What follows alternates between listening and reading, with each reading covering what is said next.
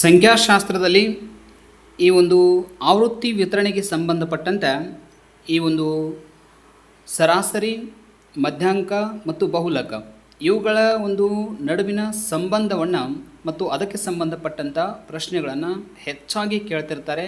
ಇವ ಜಾಸ್ತಿ ಸ್ವಲ್ಪ ಡಿಫಿಕಲ್ಟ್ ಕ್ವಶನ್ಸ್ಗಳಾಗಿರ್ತವೆ. ನಮಗೆಲ್ಲ ಗೊತ್ತಿದೆ ಅಂಕಗಣಿತ ಸರಾಸರಿನ ಹೆಂಗೆ ಕಂಡುಹಿಡಿಯೋದು, ಮಧ್ಯಾಂಕವನ್ನು ಹೆಂಗೆ ಕಂಡುಹಿಡಿಯೋದು ಮತ್ತು ಈ ಬಹುಲಕವನ್ನು ಹೆಂಗೆ ಕಂಡುಹಿಡಿಯೋದು, ಇವೆಲ್ಲ ಟೆಕ್ನಿಕ್ಸ್ ನಮಗೆಲ್ಲ ಗೊತ್ತದವ.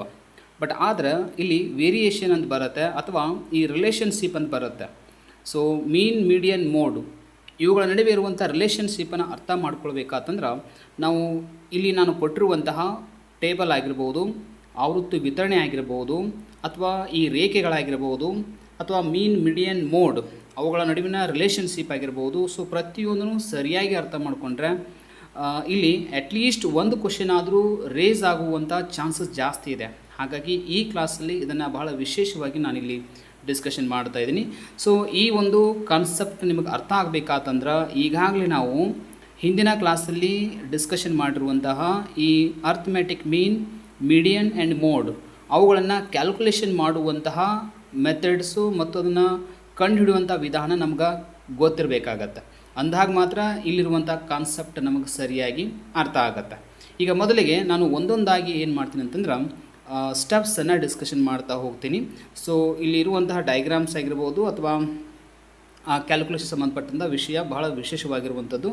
ಸೊ ಫಸ್ಟಿಗೆ ಇಲ್ಲಿ ಹೈಲೈಟ್ ಮಾಡ್ತಾ ಇರುವಂಥದ್ದು ಏನು ಅಂತಂದ್ರೆ ಯಾವುದೇ ಒಂದು ಸರಣಿಯ ದತ್ತಾಂಶಗಳನ್ನು ಏನು ಮಾಡಲಾಗುತ್ತಂತಂದ್ರೆ ಕೊಟ್ಟಿರ್ತಾರೆ, ಅಥವಾ ಒಂದು ದತ್ತಾಂಶಗಳ ಸರಣಿ ಅಥವಾ ಒಂದು ಸಬ್ಜೆಕ್ಟಿಗೆ ಸಂಬಂಧಪಟ್ಟಂತಹ ಒಂದು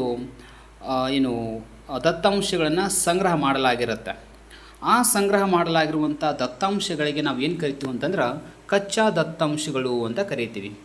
ಈ ಕಚ್ಚಾ ದತ್ತಾಂಶಗಳಿಗೆ ಇನ್ನೊಂದು ಹೆಸರು ನಾವು ಏನು ಕರಿತೀವಿ ಅಂತಂದ್ರೆ ಅವರ್ಗೀಕೃತ ದತ್ತಾಂಶಗಳು ಅಂತ ಕೂಡ ಹೆಸರಿಂದ ಕರಿತೀವಿ. ಅದಷ್ಟೇ ಅಲ್ಲ, ಇದಕ್ಕೆ ಇಂಗ್ಲೀಷಲ್ಲಿ ಅನ್ಗ್ರೂಪ್ಡ್ ಡೇಟಾ ಅಂತ ಕೂಡ ಕರೀತಾರೆ, ರಾ ಡೇಟಾ ಅಂತ ಕೂಡ ಕರೀತಾರೆ, ಅನ್ಕ್ಲಾಸಿಫೈಡ್ ಡೇಟಾ ಅಂತ ಕೂಡ ಕರೀತಾರೆ. ಸೊ ಹೀಗೆ ಬೇರೆ ಬೇರೆ ಹೆಸರುಗಳಿಂದ ಈ ಕಚ್ಚಾ ದತ್ತಾಂಶಕ್ಕೆ ನಾವು ಕರಿತೀವಿ. ಈ ಕಚ್ಚಾ ದತ್ತಾಂಶವನ್ನು ಆವೃತ್ತಿ ವಿತರಣೆ ಅಂತ ಮಾಡಿವಂದರೆ ಅಂದರೆ ಫ್ರೀಕ್ವೆನ್ಸಿ ಡಿಸ್ಟ್ರಿಬ್ಯೂಷನ್ ಅಂತ ಮಾಡಿವಂತಂದರೆ, ಫ್ರೀಕ್ವೆನ್ಸಿ ಡಿಸ್ಟ್ರಿಬ್ಯೂಷನ್ ಅಂದ್ರೆ ಆವೃತ್ತಿ ವಿತರಣೆ ಅಂತ ಅರ್ಥ. ಆ ಫ್ರೀಕ್ವೆನ್ಸಿ ಡಿಸ್ಟ್ರಿಬ್ಯೂಷನ್ ಮಾಡಿರುವಂತಹ ದತ್ತಾಂಶಗಳಿಗೆ ನಾವು ಯಾವ ರೀತಿಯಾಗಿ ಕರಿತೀವಿ ಅಂತಂದ್ರೆ ವರ್ಗೀಕೃತ ದತ್ತಾಂಶಗಳು ಮತ್ತು ಸಂಘಟಿತ ದತ್ತಾಂಶಗಳು ಅಥವಾ ಇಂಗ್ಲೀಷಲ್ಲಿ ಕ್ಲಾಸಿಫೈಡ್ ಡೇಟಾ ಅಥವಾ ಗ್ರೂಪ್ಡ್ ಡೇಟಾ ಅಂತ ಕರಿತೀವಿ. ಸೊ ಈ ಗ್ರೂಪ್ ಡೇಟಾ ಅಥವಾ ಕ್ಲಾಸಿಫೈಡ್ ಡೇಟಾ ಒಳಗಡೆ ಇನ್ನೂ 2 ವಿಧಗಳು ಬರ್ತಾವೆ, ನಮಗೆಲ್ಲ ಗೊತ್ತಿದೆ. ನಾವು ಹಿಂದಿನ ಕ್ಲಾಸಸ್ಸಲ್ಲಿ ಅದನ್ನು ಡಿಸ್ಕಷನ್ ಮಾಡಿದ್ವಿ. ಅಲ್ಲಿ ಈ ಸತತ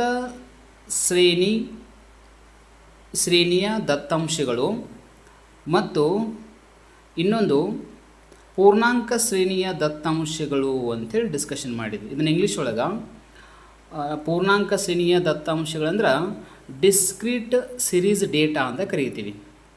ಆಮೇಲೆ ಸತತ ಶ್ರೇಣಿಯ ದತ್ತಾಂಶಗಳಂದ್ರೆ ಕಂಟಿನ್ಯೂಸ್ ಸಿರೀಸ್ ಡೇಟಾ ಅಂತ ಕರಿತೀವಿ. ಸೊ ಇಲ್ಲಿ 2 ಟೈಪ್ಸ್ ಏನದಾವ ಅಂತಂದ್ರೆ, ಒಂದು ಎಕ್ಸಾಂಪಲನ್ನು ನಾವು ಗಮನಿಸಿದ್ರೆ ಈಗ ಒಂದು ಟೇಬಲ್ ಇದೆ. ಈ ಟೇಬಲಲ್ಲಿ ಈ ಎಲ್ಲ ಕಡೆಯೂ ದತ್ತಾಂಶಗಳನ್ನ ಹಾಕಲಾಗಿದೆ. ಹಾಗಾದರೆ ಎಂಥ ಟೇಬಲ್ ಅಂದ್ರೆ ಅನ್ಗ್ರೂಪ್ಡ್ ಡೇಟಾ ಟೇಬಲ್ ಅಂತ ಕರಿತೀವಿ, ಅಥವಾ ಅವರ್ಗೀಕೃತ ದತ್ತಾಂಶಗಳ ಕೋಷ್ಟಕ ಅಥವಾ ಕಚ್ಚಾ ದತ್ತಾಂಶಗಳ ಕೋಷ್ಟಕ ಅಂತ ಕರಿತೀವಿ ಇದಕ್ಕೆ. ಆದರೆ ಇದಕ್ಕೆ ನಾವು ಏನು ಮಾಡ್ತೀವಿ ಅಂದ್ರೆ ಎಕ್ಸ್ ಮತ್ತು ಎಫ್ ಮೌಲ್ಯಗಳನ್ನು ನಾವು ಏನಾದರೂ ಕೊಡ್ತಾ ಹೋದರೆ, ಉದಾಹರಣೆಗೆ ಎಫ್ ಎಕ್ಸ್ ಮೌಲ್ಯ ಅಂದ್ರೆ ಈ ಕಡೆ 5, 10, 15 ಅಂತ ಕೊಟ್ಟು ಇಲ್ಲಿ 5 ಅಂಕಗಳನ್ನು ತೆಗೆದುಕೊಂಡಂಥ ವಿದ್ಯಾರ್ಥಿಗಳ ಸಂಖ್ಯೆ ಉದಾಹರಣೆಗೆ 10 ಜನ ಇದ್ದಾರೆ. ಆಮೇಲೆ 10 ಅಂಕಗಳನ್ನು ತೆಗೆದುಕೊಂಡಂಥ ವಿದ್ಯಾರ್ಥಿಗಳ ಸಂಖ್ಯೆ ಉದಾಹರಣೆಗೆ ಒಂದು 20 ಜನ ಇದ್ದಾರೆ. ಆಮೇಲೆ 15 ಅಂಕ ತೆಗೆದುಕೊಂಡಂಥ ವಿದ್ಯಾರ್ಥಿಗಳ ಸಂಖ್ಯೆ ಒಂದು 15 ಜನ ಇದ್ದಾರೆ ಅಂತ ಹೋದಾಗ ಈ ನಂಬರ್ಸ್ಗೆ ನಾವು ಫ್ರೀಕ್ವೆನ್ಸಿ ನಂಬರ್ ಅಂತ ಕರಿಬೇಕಾಗತ್ತೆ. ಇದು ಏನಾಗುತ್ತಂದ್ರೆ ಪೂರ್ಣಾಂಕ ಶ್ರೇಣಿಯಲ್ಲಿ ದತ್ತಾಂಶಗಳ ವರ್ಗೀಕರಣಕ್ಕೆ ಸಂಬಂಧಪಟ್ಟಂಥ ಎಕ್ಸ್ ಮೌಲ್ಯವನ್ನು ಕನ್ಸಿಡರ್ ಮಾಡ್ತೀವಿ. ಅಂದರೆ ಇದು ಡಿಸ್ಕ್ರೀಟ್ ಸಿರೀಸ್ ಡೇಟಾ.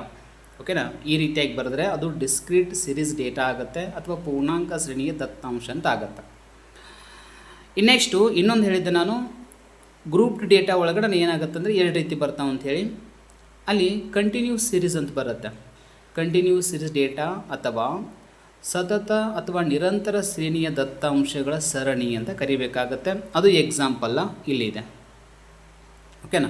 ಇಲ್ಲೇನಾಗಿದೆ, ಕ್ಲಾಸಸ್ಸನ್ನು ಕೊಡಲಾಗಿದೆ. ಸೊ ಮೊದಲು ಅರ್ಥ ಮಾಡ್ಕೊಳ್ಳಿ, ಕ್ಲಾಸ್ ಅಂತ ಬರೋದು ಎಲ್ಲಿ ಅಂತಂದ್ರೆ ವರ್ಗೀಕೃತ ದತ್ತಾಂಶಗಳಲ್ಲಿ ನಿರಂತರ ಶ್ರೇಣಿಯಲ್ಲಿ ದತ್ತಾಂಶಗಳು ಇದ್ದಾಗ ಮಾತ್ರ ಅಥವಾ ನಿರಂತರ ಶ್ರೇಣಿಯ ದತ್ತಾಂಶಗಳನ್ನು ನಾವು ಬಳಸುವಾಗ ಮಾತ್ರ ಏನಾಗುತ್ತೆ, ಈ ಕ್ಲಾಸಸ್ಗಳು ಇರ್ತಾವೆ. ಅದನ್ನು ಬಿಟ್ಟರೆ ನಿರಂತರ ಶ್ರೇಣಿಯನ್ನು ಹೊರತುಪಡಿಸಿದ್ರೆ ಪೂರ್ಣಾಂಕ ಶ್ರೇಣಿ ಆಗಿರ್ಬೋದು ಮತ್ತು ಅವರ್ಗಿತ ದತ್ತಾಂಶಗಳಾಗಿರ್ಬೋದು ಅಥವಾ ವೈಯಕ್ತಿಕ ಶ್ರೇಣಿಯ ದತ್ತಾಂಶಗಳು. ಇನ್ನೊಂದು ಕನ್ಫರ್ಮೇಷನ್ ಏನು ಅಂದ್ರೆ ಇಂಡಿವಿಜುವಲ್ ಡೇಟಾ ಸೀರೀಸ್ ಅಂದ್ರೆ ಇದು ಕಚ್ಚಾ ದತ್ತಾಂಶ ಅಂತ ಕರಿಬೇಕಾಗತ್ತೆ. ಸೊ ನಾನು ಹೇಳ್ತಿರುವಂಥ ಪ್ರತಿಯೊಂದು ಪಾಯಿಂಟನ್ನು ಕೂಡ ನೀವು ನೋಟ್ ಮಾಡ್ಕೊಳ್ಬೋದು, ಅದು ರಿಲೇಷನ್ಶಿಪ್ ಹೇಗಿದೆ ಅಂಥೇಳಿ. ಇಂಡಿವಿಜುವಲ್ ಡೇಟಾ ಸೀರೀಸ್ ಅಂದರೆ ಮತ್ತೇನೂ ಅಲ್ಲ, ಅವರ್ಗೀಕೃತ ದತ್ತಾಂಶಗಳು ಅಂತಲೇ ಅರ್ಥ ಆಗುತ್ತೆ. ಅದಕ್ಕೆ ನಾವು ಕಚ್ಚಾ ದತ್ತಾಂಶಗಳು ಅಥವಾ ರಾ ಡೇಟಾ ಅಂತ ಕೂಡ ಕರಿತೀವಿ. ಸೊ ಹಂಗಿದ್ಮೇಲೆ ಇಲ್ಲಿ ಕೊಟ್ಟಿರುವಂಥದ್ದು ಈ ಒಂದು ಕಾನ್ಸೆಪ್ಟನ್ನು ಡಿಸ್ಕಷನ್ ಮಾಡುವಂಥ ಸಂದರ್ಭದಲ್ಲಿ ನಾವು ಬಳಸುತ್ತಿರುವಂತಹ ಒಂದು ಆವೃತ್ತಿ ವಿತರಣೆ ಯಾವುದು ಅಂತಂದ್ರೆ ಸತತ ಅಥವಾ ನಿರಂತರ ಶ್ರೇಣಿಯ ಆವೃತ್ತಿ ವಿತರಣೆ ಅಂತೇಳಿ ಮೊದಲು ಅರ್ಥ ಮಾಡ್ಕೊಳ್ಬೇಕು. ಅಂದರೆ ಕಂಟಿನ್ಯೂಸ್ ಸೀರೀಸ್ ಡೇಟಾವನ್ನು ಇಲ್ಲಿ ಬಳಸ್ತಾ ಇದ್ದೀವಿ. ಅದಕ್ಕೆ ನಾವು ವರ್ಗಗಳನ್ನು ತಯಾರು ಮಾಡ್ಕೊಂಡಿವಿ ಅಂತ ಅರ್ಥ. ಈ ವರ್ಗದಲ್ಲಿ ವಿಶೇಷವಾಗಿ ನಾವು ಗಮನಿಸಬೇಕಾಗಿದ್ದು ಇಲ್ಲಿ 3 ರೀತಿಯ ಕ್ಲಾಸಸ್ಗಳಿದಾವೆ. ಇದಕ್ಕೆ ನಾವು ಫಿಫ್ತ್ ಸ್ಟ್ಯಾಂಡರ್ಡ್ ಅಂತ ಹೇಳೋಣ, ಇದಕ್ಕೆ 6th ಸ್ಟ್ಯಾಂಡರ್ಡು, ಇದಕ್ಕೆ 7th ಸ್ಟ್ಯಾಂಡರ್ಡ್ ಅಂತ ಹೇಳೋಣ. ಓಕೆನಾ. ಇಲ್ಲಿ ಎಫ್ ಅಂತ ಕೊಡಲಾಗಿದೆ. ಎಫ್ ಅಂದ್ರೆ ಫ್ರೀಕ್ವೆನ್ಸಿ ನಂಬರ್ ಅಂತ ಅರ್ಥ. ಅಂದ್ರೆ ಕನ್ನಡದಲ್ಲಿ ಆವೃತ್ತಿ ಸಂಖ್ಯೆ ಅಂತ ಕರೀತೀವಿ. ಇಲ್ಲಿ ತ್ರಿಬಲ್ ಇದೆ. ತ್ರಿಬಲ್ ಅಂದರೆ ಮತ್ತೇನೂ ಅಲ್ಲ, ಮೀನ್ ಮೀಡಿಯನ್ ಮೋಡ್ ಅಂತ ಅರ್ಥ. ಅಂದ್ರೆ ಅಂಕಗಣಿತ ಸರಾಸರಿ ಅಥವಾ ಸರಾಸರಿ ಎಷ್ಟು ಅಂತ ನಡೆಯುತ್ತೆ, ಸರಾಸರಿ ಮಧ್ಯಾಂಕ ಬಹುಲಕ ಅಂತ ಅರ್ಥ. ಅದಕ್ಕೆ ನಾನು ತ್ರಿಬಲ್ ಅಂತೇಳಿ ಕೊಟ್ಟಿದ್ದೇನೆ. ಓಕೆನಾ. 3 ಕಾಲಮ್ಗಳಲ್ಲಿ ತ್ರಿಬಲ್ ಕೊಡಲಾಗಿದೆ. 3 ಕಾಲಮಲ್ಲಿ ತ್ರಿಬಲ್ ಕೊಡಲಾಗಿದೆ. ಮೊದಲಿಗೆ ಈ ಟೇಬಲ್ ನಮ್ಗೆ ಸರಿಯಾಗಿ ಅರ್ಥ ಆಗಬೇಕು. ಈ ಟೇಬಲ್ ಅರ್ಥ ಆಯ್ತಂದ್ರೆ ಮುಂದಿನ ಕಾನ್ಸೆಪ್ಟ್ ಹೋಗ್ತೀವಿ ನಾವು. ಓಕೆನಾ. ಮೊದಲಿಗೆ ಇದೇ ಟೇಬಲ್ ಮೊದಲು ಅರ್ಥ ಮಾಡ್ಕೊಳ್ಬೇಕು. ಈಗ ಫಾರ್ ಎಕ್ಸಾಂಪಲ್ ನಾವು ಏನು ಮಾಡೋಣ ಅಂದ್ರೆ 3 ಕ್ಲಾಸಸ್ ಇದಾವೆ. ಒಂದು 5th, ಒಂದು 6th, ಒಂದು 7th ಅಂತ ನೋಡೋಣ. ಈಗ ಹಾಗಿದ್ಮೇಲೆ ಈಗ ಈ ಕ್ಲಾಸಸ್ ಹೆಂಗಿದೆ ಅಂದ್ರೆ ಒಟ್ಟು 70 ಅಂಕಗಳಿಗೆ ಒಂದು ಪರೀಕ್ಷೆಯನ್ನು ನಡೆಸಲಾಗಿದೆ. 70 ಅಂಕಗಳಿಗೆ ಒಂದು ಪರೀಕ್ಷೆ ನಡೆಸಲಾಗಿದೆ. ಈ ಉದಾಹರಣೆಗೆ 5th ಸ್ಟ್ಯಾಂಡರ್ಡ್ಗೆ ಅಂತ ನೋಡೋಣ. ಹಾಗಾದರೆ ಇಲ್ಲಿ ಕ್ಲಾಸಸ್ ಅಂದರೆ 0ದಿಂದ 10 ಮಾರ್ಕ್ಸನ್ನು ತೆಗೆದುಕೊಂಡಂಥ ವಿದ್ಯಾರ್ಥಿಗಳ ಸಂಖ್ಯೆ 5. 10ರಿಂದ 20 ಅಂಕ ತೆಗೆದುಕೊಂಡಂಥ ವಿದ್ಯಾರ್ಥಿಗಳ ಸಂಖ್ಯೆ 10. 20ರಿಂದ 30 ಅಂಕಗಳನ್ನು ತೆಗೆದುಕೊಂಡಂಥ ವಿದ್ಯಾರ್ಥಿಗಳ ಸಂಖ್ಯೆ 15. ಅದೇ ಥರ ಇದನ್ನು ಕಂಟಿನ್ಯೂ ಮಾಡಿದರೆ 60ರಿಂದ 70 ಅಂಕಗಳನ್ನು ತೆಗೆದುಕೊಂಡಂಥ ವಿದ್ಯಾರ್ಥಿಗಳ ಸಂಖ್ಯೆ 5. ಓಕೆನಾ. ಹಂಗಂದಮೇಲೆ ಈ ಒಂದು ಕ್ಲಾಸಸ್ಸನ್ನು ಮಾಡಿಕೊಂಡು ಅದಕ್ಕೆ ಒಂದು ಫ್ರೀಕ್ವೆನ್ಸಿ ನಂಬರ್, ಇವೆಲ್ಲ ಏನು ಆವೃತ್ತಿ ಸಂಖ್ಯೆಗಳು ಅಥವಾ ಫ್ರೀಕ್ವೆನ್ಸಿ ನಂಬರ್ ಅಂತ ಕರೀತೀವಿ. ಅಂದರೆ ಆವೃತ್ತಿ ವಿತರಣೆ ಮಾಡಿದ್ದೀವಿ. ಕಚ್ಚಾ ದತ್ತಾಂಶಗಳಿಗೆ ನಾವೇನು ಮಾಡೀವಿ, ಆವೃತ್ತಿ ವಿತರಣೆ ಮಾಡ್ಕೊಂಡಿವಿ. ಅದು ಎಂಥ ಆವೃತ್ತಿ ವಿತರಣೆ ಅಂತಂದ್ರೆ ಕಂಟಿನ್ಯೂಯಸ್ ಸೀರೀಸ್ ಡೇಟಾ ಅಥವಾ ಸತತ ಶ್ರೇಣಿಗಳಲ್ಲಿ ಆವೃತ್ತಿ ವಿತರಣೆ ಅಂತ ಅರ್ಥ. ಸೊ ಈಗ ಮಾಡಿಕೊಂಡಾಗ ಇಲ್ಲಿ ನಾವು ಗಮನಿಸಬಹುದು, ಪ್ರಾರಂಭದಲ್ಲಿ ಏನಾಗಿದೆ ಅಂದ್ರೆ ಇವುಗಳಿಗೆ ಸಂಬಂಧಪಟ್ಟಂತೆ ಏನು ರಿಲೇಷನ್ಶಿಪ್ ಇದೆ ಅಂತ ನೋಡೋದಾತಂದ್ರೆ ಇಲ್ಲಿ ಸ್ಟಾರ್ಟಿಂಗ 5, 10, 15, 20 ಹೈಯೆಸ್ಟ್ 20 ಇದೆ. ಇದಾದಮೇಲೆ ಮತ್ತು 15, 10, 5 ಅಂತ ಕಡಿಮೆ ಆಗಿದೆ. ಸೊ ಇದರ ಆಧಾರದ ಮೇಲೆ ನಾವು ಏನು ಕಂಡುಹಿಡಿತೀವಿ ಅಂದ್ರೆ ಈ ಆವೃತ್ತಿ ವಿತರಣೆಯ ಒಂದು ರೇಖಾಚಿತ್ರಗಳನ್ನು ನಾವು ಸ್ಟಡಿ ಮಾಡ್ತೀವಿ. ಸೊ ಅವುಗಳ ನಡುವೆ ಇರುವಂಥ ರಿಲೇಷನ್ಶಿಪ್ಪನ್ನು ಅರ್ಥ ಮಾಡ್ಕೊಳ್ಳಿಕ್ಕೆ ಈಗ ನಾವು ಗಮನಿಸ್ಬೋದು. ಈಗ ಇದು ಮಾತ್ರ ಈ ಭಾಗವನ್ನು ಮಾತ್ರ ತೆಗೆದುಕೊಂಡು ನಾವು ಮೀನ್ ಮೀಡಿಯನ್ ಮೋಡನ್ನು ಕಂಡುಹಿಡಿಬೇಕೀಗ. ಮೀನ್ ಮೀಡಿಯನ್ ಮೋಡನ್ನು ಕಂಡುಹಿಡಿದ್ರೆ ಆನ್ಸರ್ ಏನು ಬರುತ್ತೆ ಅನ್ನೋದು ಮೇನ್ ಇಂಪಾರ್ಟೆಂಟ್. ಈಗ ಓಕೆ, ಫಸ್ಟಿಗೆ ನಾವು ಮೀನನ್ನು ಕಂಡುಹಿಡಬೇಕಾದ್ರೆ ಏನು ಮಾಡಬೇಕು ಅನ್ನೋದು ಈಗಾಗಲೇ ಗೊತ್ತಿದೆ. ಇದನ್ನ ಲಾಸ್ಟ್ ಕ್ಲಾಸಲ್ಲಿ ಕೂಡ ನಾನು ಡಿಸ್ಕಷನ್ ಮಾಡಿದನು. ಮೀನನ್ನು ಹೆಂಗೆ ಕಂಡುಹಿಡಿತೀವಿ, ಕ್ಲಾಸ್ ಇದೆ ಇಲ್ಲಿ ಎಕ್ಸ್ ಮೌಲ್ಯ ಅಂತ ಕರಿತೀವಿ. ಬಟ್ ಎಕ್ಸ್ ಮೌಲ್ಯವನ್ನು ಹೆಂಗೆ ಕಂಡುಹಿಡಬೇಕಂತಂದ್ರೆ ಮೊದಲಿಗೆ ಈ ಒಂದು ವರ್ಗದಲ್ಲಿ ಬರುವಂಥ ಮಧ್ಯಾಂಕವನ್ನು ಕಂಡುಹಿಡ್ಕೋಬೇಕು ಅಂತ ಅರ್ಥ. ಯಾಕಂದರೆ ಇದು ಕಂಟಿನ್ಯೂಸ್ ಸೀರೀಸ್ ಇರೋದ್ರಿಂದ ಇಲ್ಲಿ ಫಾರ್ಮುಲಾ ಚೇಂಜ್ ಆಗುತ್ತೆ. ಫಾರ್ಮುಲಾ ಹೆಂಗಾಗುತ್ತೆ ಅಂದರೆ x bar is equal to sigma f m divide by sigma f ಅಂತ ಮಾಡ್ತೀವಿ. ಓಕೆನಾ? ಈ ರೀತಿಯಾಗಿ ಮಾಡಿವಂತಂದ್ರೆ ನಮಗೆ ಆನ್ಸರ್ ಎಷ್ಟು ಬರುತ್ತೆ ಅನ್ನೋದೇ ಭಾಳ ಇಂಪಾರ್ಟೆಂಟ. ಆನ್ಸರ್ ಎಷ್ಟು ಬರುತ್ತೆ ಅಂತಂದ್ರೆ 35 ಬರುತ್ತೆ. ಓಕೆನಾ? ನೀವು ಅದನ್ನು ಕ್ಯಾಲ್ಕುಲೇಟ್ ಮಾಡಿ ನೋಡಿದ್ರೆ ನಿಮಗದು ಆನ್ಸರ್ ಸಿಗುತ್ತೆ. ನಾನೀಗ ಇಲ್ಲಿ ಕ್ಯಾಲ್ಕುಲೇಷನ್ ಮಾಡೋಂಗಿಲ್ಲ, ಯಾಕಂದರೆ ನಾವು ಡೈರೆಕ್ಟ್ ನೆಕ್ಸ್ಟ್ ಸ್ಟೆಪ್ಪಿಗೆ ಹೋಗಬೇಕಾದ ಕಾರಣದಿಂದ ಇಲ್ಲಿ ಎಲ್ಲ ಕ್ಯಾಲ್ಕುಲೇಷನನ್ನು ಮಾಡೋಂಗಿಲ್ಲ. ಓಕೆ, ಈಗ ಇದೇ ದತ್ತಾಂಶಗಳನ್ನ ತೆಗೆದುಕೊಂಡು ಮೀನನ್ನು ಕಂಡುಹಿಡಿದ್ರಿ ಮತ್ತು ಮೀಡಿಯನ್ ಕಂಡುಹಿಡೀರಿ. ಈ ಮೀಡಿಯನ್ ಹೆಂಗೆ ಕಂಡುಹಿಡಿಬೇಕು ಗೊತ್ತಿದೆ ನಿಮಗೆ. ಉದಾಹರಣೆಗೆ ಈಗ ಏನು ಮೀಡಿಯನ್ ಕಂಡುಹಿಡಬೇಕಾತಂದ್ರೆ ಅಲ್ಲಿ ಬಳಸುವಂಥ ಸೂತ್ರ ಬೇರೆ ಇದೆ. ಸೊ ಅದನ್ನು ಲಾಸ್ಟ್ ಕ್ಲಾಸಸ್ಸಲ್ಲಿ ಹೇಳಿದನು. ಅದು ನೀವು ಸರಿಯಾಗಿ ಅರ್ಥ ಮಾಡ್ಕೊಂಡಿದ್ರೆ, ಲಾಸ್ಟ್ ಕ್ಲಾಸಸ್ಗಳನ್ನು ಸರಿಯಾಗಿ ಅರ್ಥ ಮಾಡಿಕೊಂಡ್ರೆ ಇದನ್ನು ಬಹಳ ಈಸಿಯಾಗಿ ನೀವು ಕಂಡುಹಿಡಿತೀರಿ. ಅದೇ ರೀತಿ ಮೋಡನ್ನು ಕೂಡ ಕಂಡುಹಿಡಿಯಿರಿ. ಆಯಿತು? ಹಾಗಾದರೆ ಈ ದತ್ತಾಂಶ 5ನೇ ಕ್ಲಾಸಲ್ಲಿ ವಿದ್ಯಾರ್ಥಿಗಳು ತೆಗೆದುಕೊಂಡಂಥ ಅಂಕಗಳ ಆಧಾರದ ಮೇಲೆ ಮೀನ್, ಮೀಡಿಯನ್, ಮೋಡ್ ಇವುಗಳನ್ನು ಕಂಡುಹಿಡಿಯಿರಿ. ಆನ್ಸರ್ ಮಾತ್ರ ಏನಾಗುತ್ತೆ, ಮೂರೂದ್ರ ಆನ್ಸರ್ ಏನಾಗುತ್ತೆ 35 ಬರುತ್ತೆ. ಯಾಕಂತಂದರೆ ಇಲ್ಲಿ ವೇರಿಯೇಷನ್ ಹೆಂಗಿದೆ ಅಂದ್ರೆ ಇಲ್ಲಿ ಹೆಚ್ಚಾಗಿ ನಂತರ ಏನಾಗಿದೆ ಕಡಿಮೆ ಆಗಿದೆ. ಹಾಗಾಗಿ ಮಧ್ಯದ ಮೌಲ್ಯದಲ್ಲಿ ಏನಾಗಿದೆ ಹೈಯೆಸ್ಟ್ 20 ಇದೆ. ಎರಡೂ ಕಡೆಯೂ ಸೇಮ್ ಇಳಿಜಾರಿದೆ. ಈ ಕಡೆ 15, 10, 5 ಇದೆ, ಈ ಕಡೆ 15, 10, 5 ಇದೆ. ಹಾಗಾಗಿ ಇದು ಹೈಯೆಸ್ಟ್ ಇರೋದ್ರಿಂದ ಇದಕ್ಕೆ ಸರಿ ಸಮಾನ ಅಥವಾ ಹೆಸರು ಹೆಂಗೆ ಕೊಡಲಾಗಿದೆ ಇಲ್ಲಿ ನೆಕ್ಸ್ಟ್ ನೋಡಿ. ಈ ಭಾಗದ ವಿಷಯವನ್ನು ಇಲ್ಲಿ ನಾವು ನೋಡ್ತೀವಿ. ಹಾಗಾದ್ರೆ ಇದಕ್ಕೆ ಏನು ಕರಿತೀವಿ, ಸಿಮ್ಯಾಟ್ರಿಕಲ್ ಡಿಸ್ಟ್ರಿಬ್ಯೂಷನ್ ಅಂತ ಹೆಸರು ಕೊಡ್ತೀವಿ. ಸಿಮ್ಯಾಟ್ರಿಕ್ ಡಿಸ್ಟ್ರಿಬ್ಯೂಷನ್ ಅಂದರೆ ಮತ್ತೇನೂ ಅಲ್ಲ, ಮೀನ್, ಮೀಡಿಯನ್, ಮೋಡ್ ಎಲ್ಲನೂ ಕೂಡ ಸಮ ಇರ್ತಾವ ಅಂತ ಅರ್ಥ.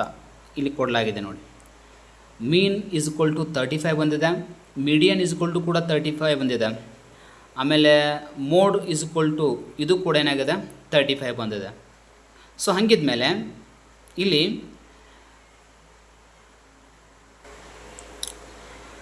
ಸೇಮ್ ಎಲ್ಲ ಮೌಲ್ಯಗಳು ಒಂದೇ ರೀತಿಯಾಗಿ ಬಂದಿದ್ದಾವೆ. ಇದಕ್ಕೆ ಕಾರಣ ಇಷ್ಟೇ, ಇಲ್ಲಿ ವೇರಿಯೇಷನ್ ಏನಿದೆ ಅದೇ ಥರನೇ ಇದೆ. ಇದನ್ನು ಸಿಮ್ಯಾಟ್ರಿಕ್ ಡಿಸ್ಟ್ರಿಬ್ಯೂಷನ್ ಅಂತ ಕರಿತೀವಿ. ಎಲ್ಲನೂ ಕೂಡ ಸೇಮ್ ಬಂದಿದೆ. ಹಾಗಿದ್ಮೇಲೆ ಅದಕ್ಕೆ ಅಪ್ಲೈ ಆಗುವಂಥ ಡೈಗ್ರಾಮ್ ಅಥವಾ ಈ ಒಂದು ವೇರಿಯೇಷನನ್ನು ಹೇಳುವಂಥದ್ದು ಯಾವುದು ಅಂದ್ರೆ ಈ ಡೈಗ್ರಾಮ್ ಇರುತ್ತೆ. ಓಕೆನಾ? ಇದನ್ನ ಅರ್ಥ ಮಾಡ್ಕೊಳ್ಳಿ. ಹಾಗಂದಮೇಲೆ ಏನಾಗಿದೆ ಅಂತಂದ್ರೆ ಹೈಯೆಸ್ಟ್ ಸಂಖ್ಯೆ ಈ ಕಡೆ ನಾವು ಫಾರ್ ಎಕ್ಸಾಂಪಲ್ ಏನು ಮಾಡ್ತೀವಿ ಅಂತಂದ್ರೆ ಇಲ್ಲಿದೆ ನೋಡಿ, ಇವೆಲ್ಲವುಗಳನ್ನು ಏನು ಮಾಡ್ತೀವಿ ಈ ಕಡೆ ಬರ್ಕೊಳ್ತೀವಿ. ಫಾರ್ ಎಕ್ಸಾಂಪಲ್ ಈಗ 0 ಇಂದ 10, 20, 30, 40, 50, 60, 70 ಲಾಸ್ಟ್ 70 ನಂಬರನ್ನು ಬರ್ಕೊಂಡಿವಿ. ಹಾಗಾದ್ರೆ ಇಲ್ಲಿ ಹೈಯೆಸ್ಟ್ ಪಾಯಿಂಟ್ ಯಾವುದು ಅಂದ್ರೆ ಎಲ್ಲಿ ಬರುತ್ತೆ ಅದು ಇಲ್ಲಿದೆ ನೋಡಿ, 30, 40 ಇದೆ ನೋಡಿ.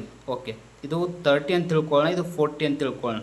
ಅದ್ರ ನಡುವೆ ಬರುವಂಥದ್ದು ಯಾವುದು 20 ಅನ್ನೋದು ಹೈಯೆಸ್ಟ್ ಆಗಿದೆ. ಅಂದರೆ ಈ ಕಡೆ ಏನು ಮಾಡ್ತೀವಿ, ಟೋಟಲ್ ಹೈಯೆಸ್ಟ್ ಸಂಖ್ಯೆ ಇದೆ 20 ಇದೆ. ಅಂದ್ರೆ ಉದಾಹರಣೆ ಈ ಕಡೆ ಹೆಂಗೆ ಬರ್ಕೋತೀವಿ 2, 4, 6, 8, 10 ಹಿಂಗೆ ಬರ್ಕೊಂಡು ನಡೀತೆ. ಇಲ್ಲಾಂದರೆ ಹೆಚ್ಚಾಗುತ್ತಾ ಇದ್ದರೆ ಏನು ಮಾಡ್ಬೋದು, ಫಾರ್ ಎಕ್ಸಾಂಪಲ್ 4 ಅಂತ ಬರ್ಕೊಂಡು 4, 8, 12, 16, 20 ಅಂತೇಳಿ ಬರ್ಕೊಂಡು ಕೂಡ ನಡೆಯುತ್ತೆ. ಆವಾಗ ಈ 20 ಅನ್ನೋ ಹೈಯೆಸ್ಟ್ ಏನಾಗುತ್ತೆ, ಈ ಹೈಯೆಸ್ಟ್ ವ್ಯಾಲ್ಯೂನ ತೋರಿಸ್ಕೊಡುತ್ತೆ. ಹಾಗಾಗಿ ಈ ಹೈಯೆಸ್ಟ್ ವ್ಯಾಲ್ಯೂ ಏನಾಗಿದೆ ಅಂದ್ರೆ 35 ಬಂದಿದೆ.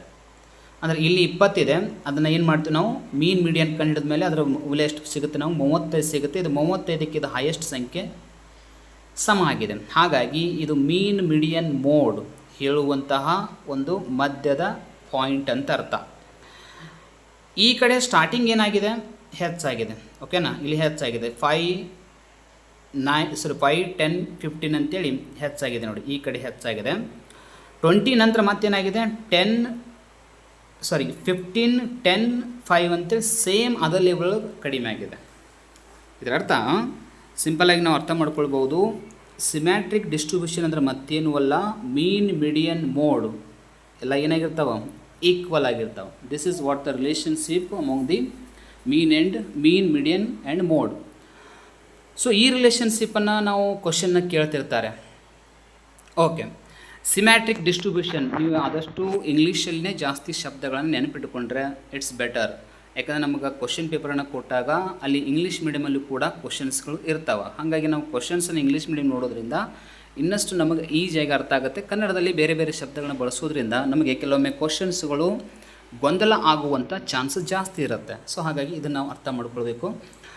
ಹೀಗಿದ್ದಾಗ ನಮ್ಮ ಕ್ವಶನ್ ಕೇಳ್ತಾರೆ, ಸಿಮ್ಯಾಟ್ರಿಕ್ ಡಿಸ್ಟ್ರಿಬ್ಯೂಷನ್ ಅಂದರೆ ಏನು ಅಂತ ಕ್ವಶನ್ ಕೇಳಿದಾಗ ತಳಗಡೆ ಏನು ಮಾಡ್ಬೋದು, ಈ 3 ಆಪ್ಷನ್ ಕೊಡ್ಬೋದು. Mean is equal to median is equal to mode, ಅಥವಾ mean is lesser than median, median is lesser than mode ಅಂತ ಕೊಡ್ಬೋದು, ಅಥವಾ mean is greater than median and median is greater than mode ಅಂತ ಹಿಂಗೂ ಕೂಡ ಕೊಡ್ಬೋದು. 3ರಲ್ಲಿ ನಾವು ಆನ್ಸರ್ ಏನು ಮಾಡಬೇಕಾಗತ್ತೆ, compulsory equal, all are equal ಅಂತ ಬರಿಬೇಕಾಗತ್ತೆ. ಅದಕ್ಕೆ ನಾವು ಸಿಮ್ಯಾಟ್ರಿಕ್ ಡಿಸ್ಟ್ರಿಬ್ಯೂಷನ್ ಅಂತ ಕರಿತೀವಿ. So it's very important to remember, ನೆನ್ಪಿಟ್ಕೊಳ್ಬೇಕು. ಈ ಪಾಯಿಂಟ್ ಭಾಳ ಮ್ಯಾಟರ್ ಆಗುತ್ತೆ. ಸೊ ಹಾಗಾದ್ರೆ ಈಗ ಫಿಫ್ತ್ ಸ್ಟ್ಯಾಂಡರ್ಡ್ ವಿದ್ಯಾರ್ಥಿಗಳು ತೆಗೆದುಕೊಂಡಂತಹ ಅಂಕಗಳನ್ನು ನಾವು ಡಿಸ್ಟ್ರಿಬ್ಯೂಟ್ ಮಾಡಿ ಅಥವಾ ಫ್ರೀಕ್ವೆನ್ಸಿ ಡಿಸ್ಟ್ರಿಬ್ಯೂಷನ್ ಮಾಡಿ ಅವುಗಳ ಸರಾಸರಿಯನ್ನು ತೆಗೆದು ಮೀನ್ ಮೀಡಿಯನ್ ಮೋಡನ್ನು ಕಂಡುಹಿಡಿದಾಗ ಅವುಗಳ ಮೌಲ್ಯ ಎಲ್ಲನೂ ಕೂಡ ಒಂದೇ ಥರ ಆಗಿರುತ್ತೆ ಅನ್ನೋದನ್ನು ಫಿಫ್ತ್ ಸ್ಟ್ಯಾಂಡರ್ಡ್ ಈ ಒಂದು ರೇಖಾಚಿತ್ರ ನಮಗೇನು ಮಾಡುತ್ತೆ, ಹೇಳಿಕೊಡುತ್ತೆ. ಸೊ ಹಂಗಿದ್ಮೇಲೆ ಇದಕ್ಕೆ ನಾವು ಏನು ಕರಿತೀವಿ ಅಂದ್ರೆ ಸ್ಕ್ಯಾವ್ಡ್ ಅಂತ ಕರಿತೀವಿ, ಅಥವಾ ಓರೆಯಾದ ರೇಖೆ ಅಂತ ಕರಿತಿರ್ತೀವಿ ನಾವು. ಓಕೆನಾ? ಅದು ನೆಕ್ಸ್ಟು ಈ ಕಡೆ 2 ಕಡೆ ಅದಲ್ಲ, ಅದನ್ನ ಆಮೇಲೆ ಅರ್ಥ ಮಾಡ್ಕೊಳ್ಳೋಣ. ಫಸ್ಟಿಗೆ ನಮಗೆ ಕನ್ಫರ್ಮೇಷನ್ ಏನು ಅಂದ್ರೆ, ಇಲ್ಲಿ ಇರುವಂತಹ ವೇರಿಯೇಷನ್ ಥರನೇ ಇದು ಕೂಡ ಹಾಗೆ ಇದೆ. ಹಾಗಾಗಿ ಇಲ್ಲಿ ಏನಾಗುತ್ತೆ, ಎಲ್ಲನೂ ಕೂಡ ಈಕ್ವಲ್ ಆಗಿರ್ತಾವೆ. ಇದಕ್ಕೆ ರಿಲೇಷನ್ಶಿಪ್ ಹಿಂಗಿರುತ್ತೆ. ಓಕೆ, ಈಗ ನೆಕ್ಸ್ಟ್ ಸ್ಟೆಪ್ಪಿಗೆ ಹೋಗೋಣ. ಸೊ ಇದನ್ನು ನಿಮಗೆ ಆಲ್ಮೋಸ್ಟ್ ಗೊತ್ತಾಗಿರುತ್ತೆ ಈಗ.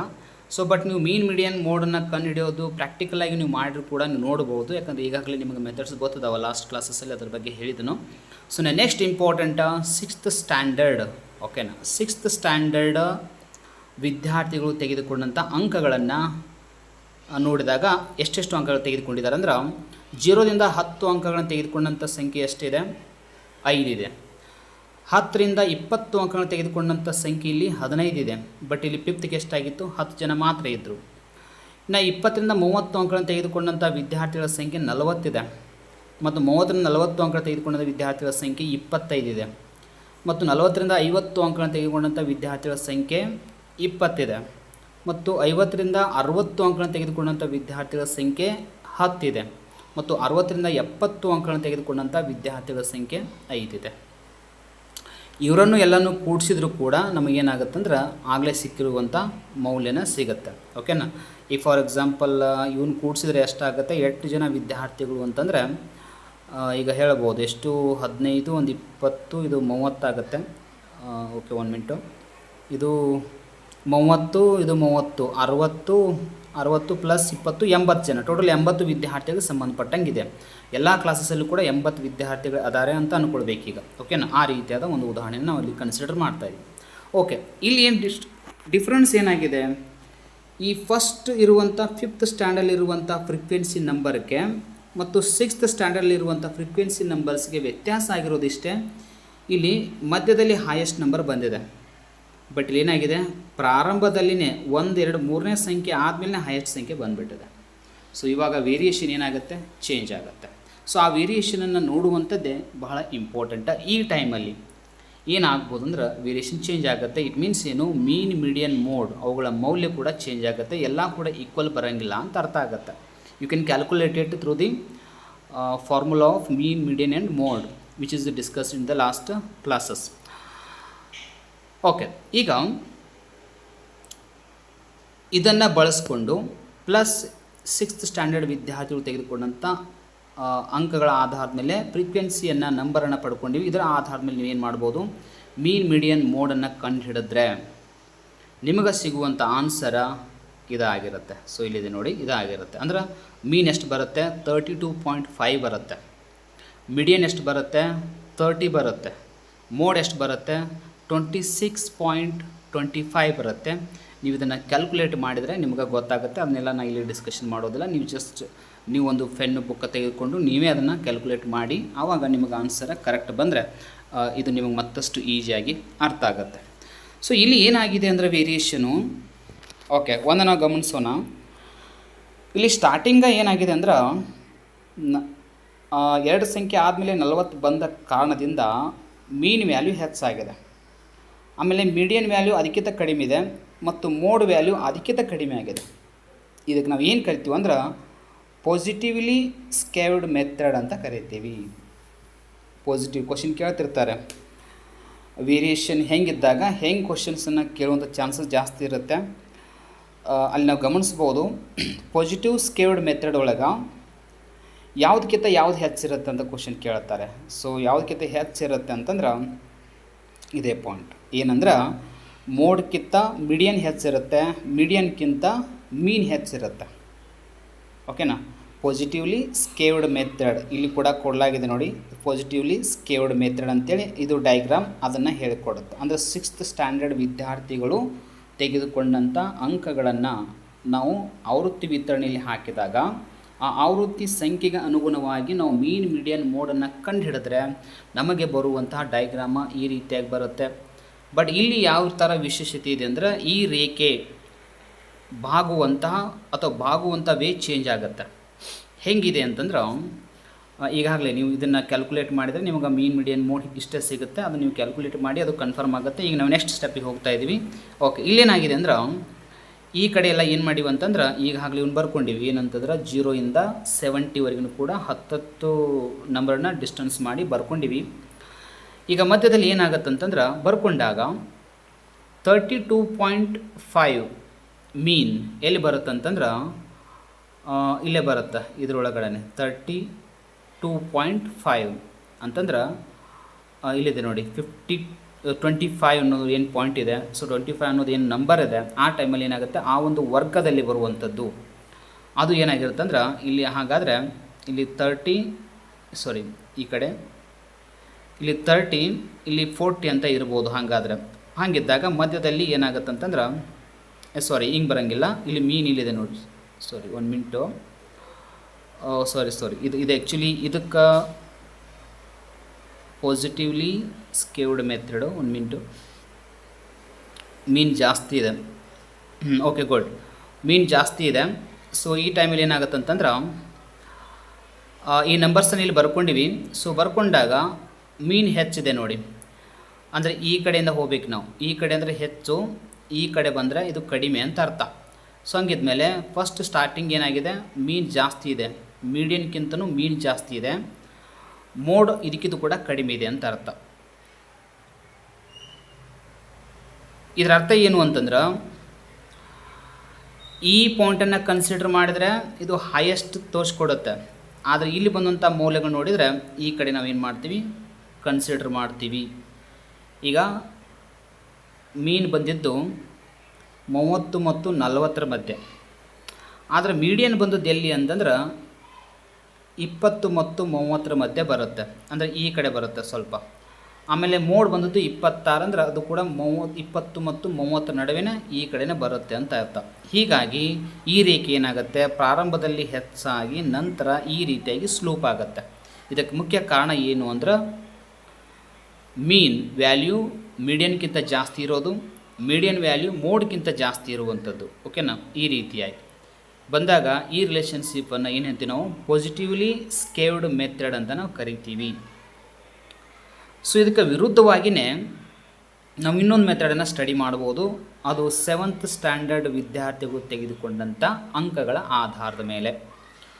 ಸೊ ಇಲ್ಲಿ ಏನಾಗಿದೆ ಅಂದ್ರೆ ಸೇಮ್ ಅದ ಮೆಥಡನ್ನು ಯೂಸ್ ಮಾಡ್ಕೊಳ್ಳಿ. ಇಲ್ಲಿ ಮೀನ್ ಮೀಡಿಯನ್ನ ಮೋಡನ್ನು ಕಂಡುಹಿಡಿಯಿರಿ. ಕಂಡುಹಿಡಿದ ನಂತರ ನಮಗೆ ಸಿಗುವಂಥ ವ್ಯಾಲ್ಯೂನ ಇವಾಗಿರ್ತವೆ. ಮೀನ್ ಈಸ್ ಈಕ್ವಲ್ ಟು 37.5 ಆಗಿದೆ. ಯಾಕಂದ್ರೆ ಇಲ್ಲಿ ಏನಾಗಿದೆ ಅಂದ್ರೆ 40 ಈ ಕಡೆ ಬಂದಿದೆ, ಇಲ್ಲಿ 40 ಇಲ್ಲಿ ಬಂದಿತ್ತು. ಓಕೆನಾ. ವೇರಿಯೇಷನ್ ಹೆಂಗಿದೆ ನೋಡಿ, 40 ಈ ಕಡೆ ಬಂದಿತ್ತು, 40 ಅಲ್ಲಿದೆ. ಸೊ ಹಂಗಿದ್ಮೇಲೆ ಇಲ್ಲಿ ಮೀನ್ ಈಸ್ ಈಕ್ವಲ್ ಟು 37.5 ಆಗಿದೆ, ಮೀಡಿಯನ್ ಈಸ್ ಈಕ್ವಲ್ ಟು 40 ಇದೆ, ಮೋಡ್ ಈಸ್ ಈಕ್ವಲ್ ಟು 43.75 ಆಗಿದೆ. ಇದಕ್ಕೆ ಏನು ಕರಿಬೇಕು ಉಲ್ಟಾ ಆಯಿತು ಅಂತ ಅರ್ಥ. ಅಂದ್ರೆ ಮೋಡ್ ಹೆಚ್ಚಿದೆ, ಮೋಡ್ಗಿಂತ ಮೀಡಿಯನ್ ಕಡಿಮೆ ಇದೆ, ಮೀಡಿಯನ್ಗಿಂತ ಮೀನ್ ಕಡಿಮೆ ಇದೆ. ಇದಕ್ಕೆ ನೆಗೆಟಿವ್ಲಿ ಸ್ಕೇವ್ಡ್ ಮೆಥಡ್ ಅಂತ ಕರಿತೀವಿ ನಾವು. ಸೊ ಈ ನೆಗೆಟಿವ್ಲಿ ಸ್ಕೇವ್ಡ್ ಮೆಥಡನ್ನು ಈ ಒಂದು ಫಾರ್ಮುಲಾ ಹೇಳುತ್ತೆ. ಅಂದರೆ ಮೀನ್ಗಿಂತ ಮೀನ್ಗಿಂತ ಮೀಡಿಯನ್ಗಿಂತ ಮೋಡು. ಸೊ ಒಂದಕ್ಕಿಂತ ಒಂದು ಏನಾಗಿದೆ ಹೆಚ್ಚಾಗಿದೆ. ಅದನ್ನು ಈ ಒಂದು ಚಿತ್ರದಲ್ಲಿ ನಾವು ಕಾಣಬಹುದು. ಸೊ ಇಲ್ಲಿ ಹೇಗಿದೆ ಅಂತಂದ್ರೆ ಈ ಕಡೆ ನಾವು ಕನ್ಸಿಡರ್ ಮಾಡಿದ್ರೆ ಫಸ್ಟಿಗೆ ಏನಿದೆ, ಮೋಡ್ ಹೆಚ್ಚಿದೆ, ಓಕೆನಾ. ಆಮೇಲೆ ಮೀಡಿಯನ್ ಕಡಿಮೆ ಆಗಿದೆ, ಅದಕ್ಕಿಂತಲೂ ಏನಾಗಿದೆ, ಮೀನ್ ಕೂಡ ಕಡಿಮೆ ಇದೆ. ಸೊ ಅದನ್ನು ನಾವು ಜಸ್ಟ್ ಅದನ್ನು ಥಿಂಕ್ ಮಾಡಿದರೆ ಆ ರೀತಿಯಾಗಿ ನಮ್ಗೆ ಅರ್ಥ ಆಗುತ್ತೆ. ಸೊ ಇಲ್ಲಿ ಈ ಡಯಾಗ್ರಾಮ್ಗೆ ಮತ್ತು ಇದಕ್ಕೆ ವ್ಯತ್ಯಾಸ ಏನು ಅಂತಂದ್ರೆ, ಇಲ್ಲಿ ಮೋಡು, ಇಲ್ಲಿ ಮೀಡಿಯನ್ನು, ಇಲ್ಲಿ ಮೀನ್ ಅಂತ ಬಂದಾಗ ಇಲ್ಲಿ ಏನಾಗುತ್ತೆ ಅಂತಂದ್ರೆ, ಇಲ್ಲಿ ಮೋಡು ಈ ಕಡೆ ಉಲ್ಟಾ, ಇದು ಉಲ್ಟಾ ಅಂತಂದರೆ ಇದನ್ನು ಏನು ಮಾಡಿದ್ವಿ, ಈ ಥರ ಈ ಕಡೆ ಬರೋದಿವಿ ಅಂತ ಅರ್ಥ, ಈ ಥರ ಆಗುತ್ತೆ, ಓಕೆನಾ. ಇದು ಹೆಂಗಿದೆ, ಇದನ್ನೇ ಹಿಂಗೆ ಬರೋದಿವಿ ಅಂತ ಅರ್ಥ. ಇನ್ನೊಂದು ಕೂಡ ಕ್ವಶನ್ನ ಕೇಳಬಹುದು, ಓಕೆನಾ. ಹೈಯೆಸ್ಟ್ ಯಾಕೆ ನಾವು ಮೋಡ್ ಅಂತಲೇ ಕನ್ಸಿಡರ್ ಮಾಡತ್ತೀವಿ ಅಂತಂದ್ರೆ, ಇದರೊಳಗೆ ದೊಡ್ಡ ಸಂಖ್ಯೆ ಯಾವುದು, 40 ಇದೆ, ಇದರೊಳಗೆ ದೊಡ್ಡ ಸಂಖ್ಯೆ 20 ಇದೆ, ಹಾಗಾಗಿ ಹೈಯೆಸ್ಟ್ ಸಂಖ್ಯೆ ಅದ ಆಗಿರುತ್ತೆ. ಸೊ ಅದರಿಂದ ಮೋಡ್ ಫಸ್ಟು, ಆಮೇಲೆ ಮೀಡಿಯನ್ನು, ಆಮೇಲೆ ಮೀನ್ ಅಂತಲೇ ಕನ್ಸಿಡರ್ ಮಾಡ್ತೀವಿ. ಅದೇ ಥರನ ಈ ಕಡೆ ಹೋದಾಗ ಹೆಚ್ಚಾಗುತ್ತೆ, ಈ ಕಡೆ ಬಂದರೆ ಕಡಿಮೆ ಆಗುತ್ತೆ ಅಂಥೇಳಿ ನಾವು ಇದನ್ನು ಕನ್ಸಿಡರ್ ಮಾಡ್ಬೋದು. ಕ್ವಶನ್ ಕೇಳ್ತಿರ್ತಾರೆ ನೋಡಿ, ನೆಗೆಟಿವ್ಲಿ ಸ್ಕ್ವೇರ್ಡ್ ಮೆಥಡಲ್ಲಿ ಯಾವುದಕ್ಕಿಂತ ಯಾವುದು ಹೆಚ್ಚಿರುತ್ತೆ, ಅದು ಯಾವುದಕ್ಕಿಂತ ಯಾವುದು ಕಡಿಮೆ ಇರುತ್ತೆ ಅಂತ ಕ್ವಶನ್ ಕೇಳಬಹುದು. The relationship among the mean, median and mode.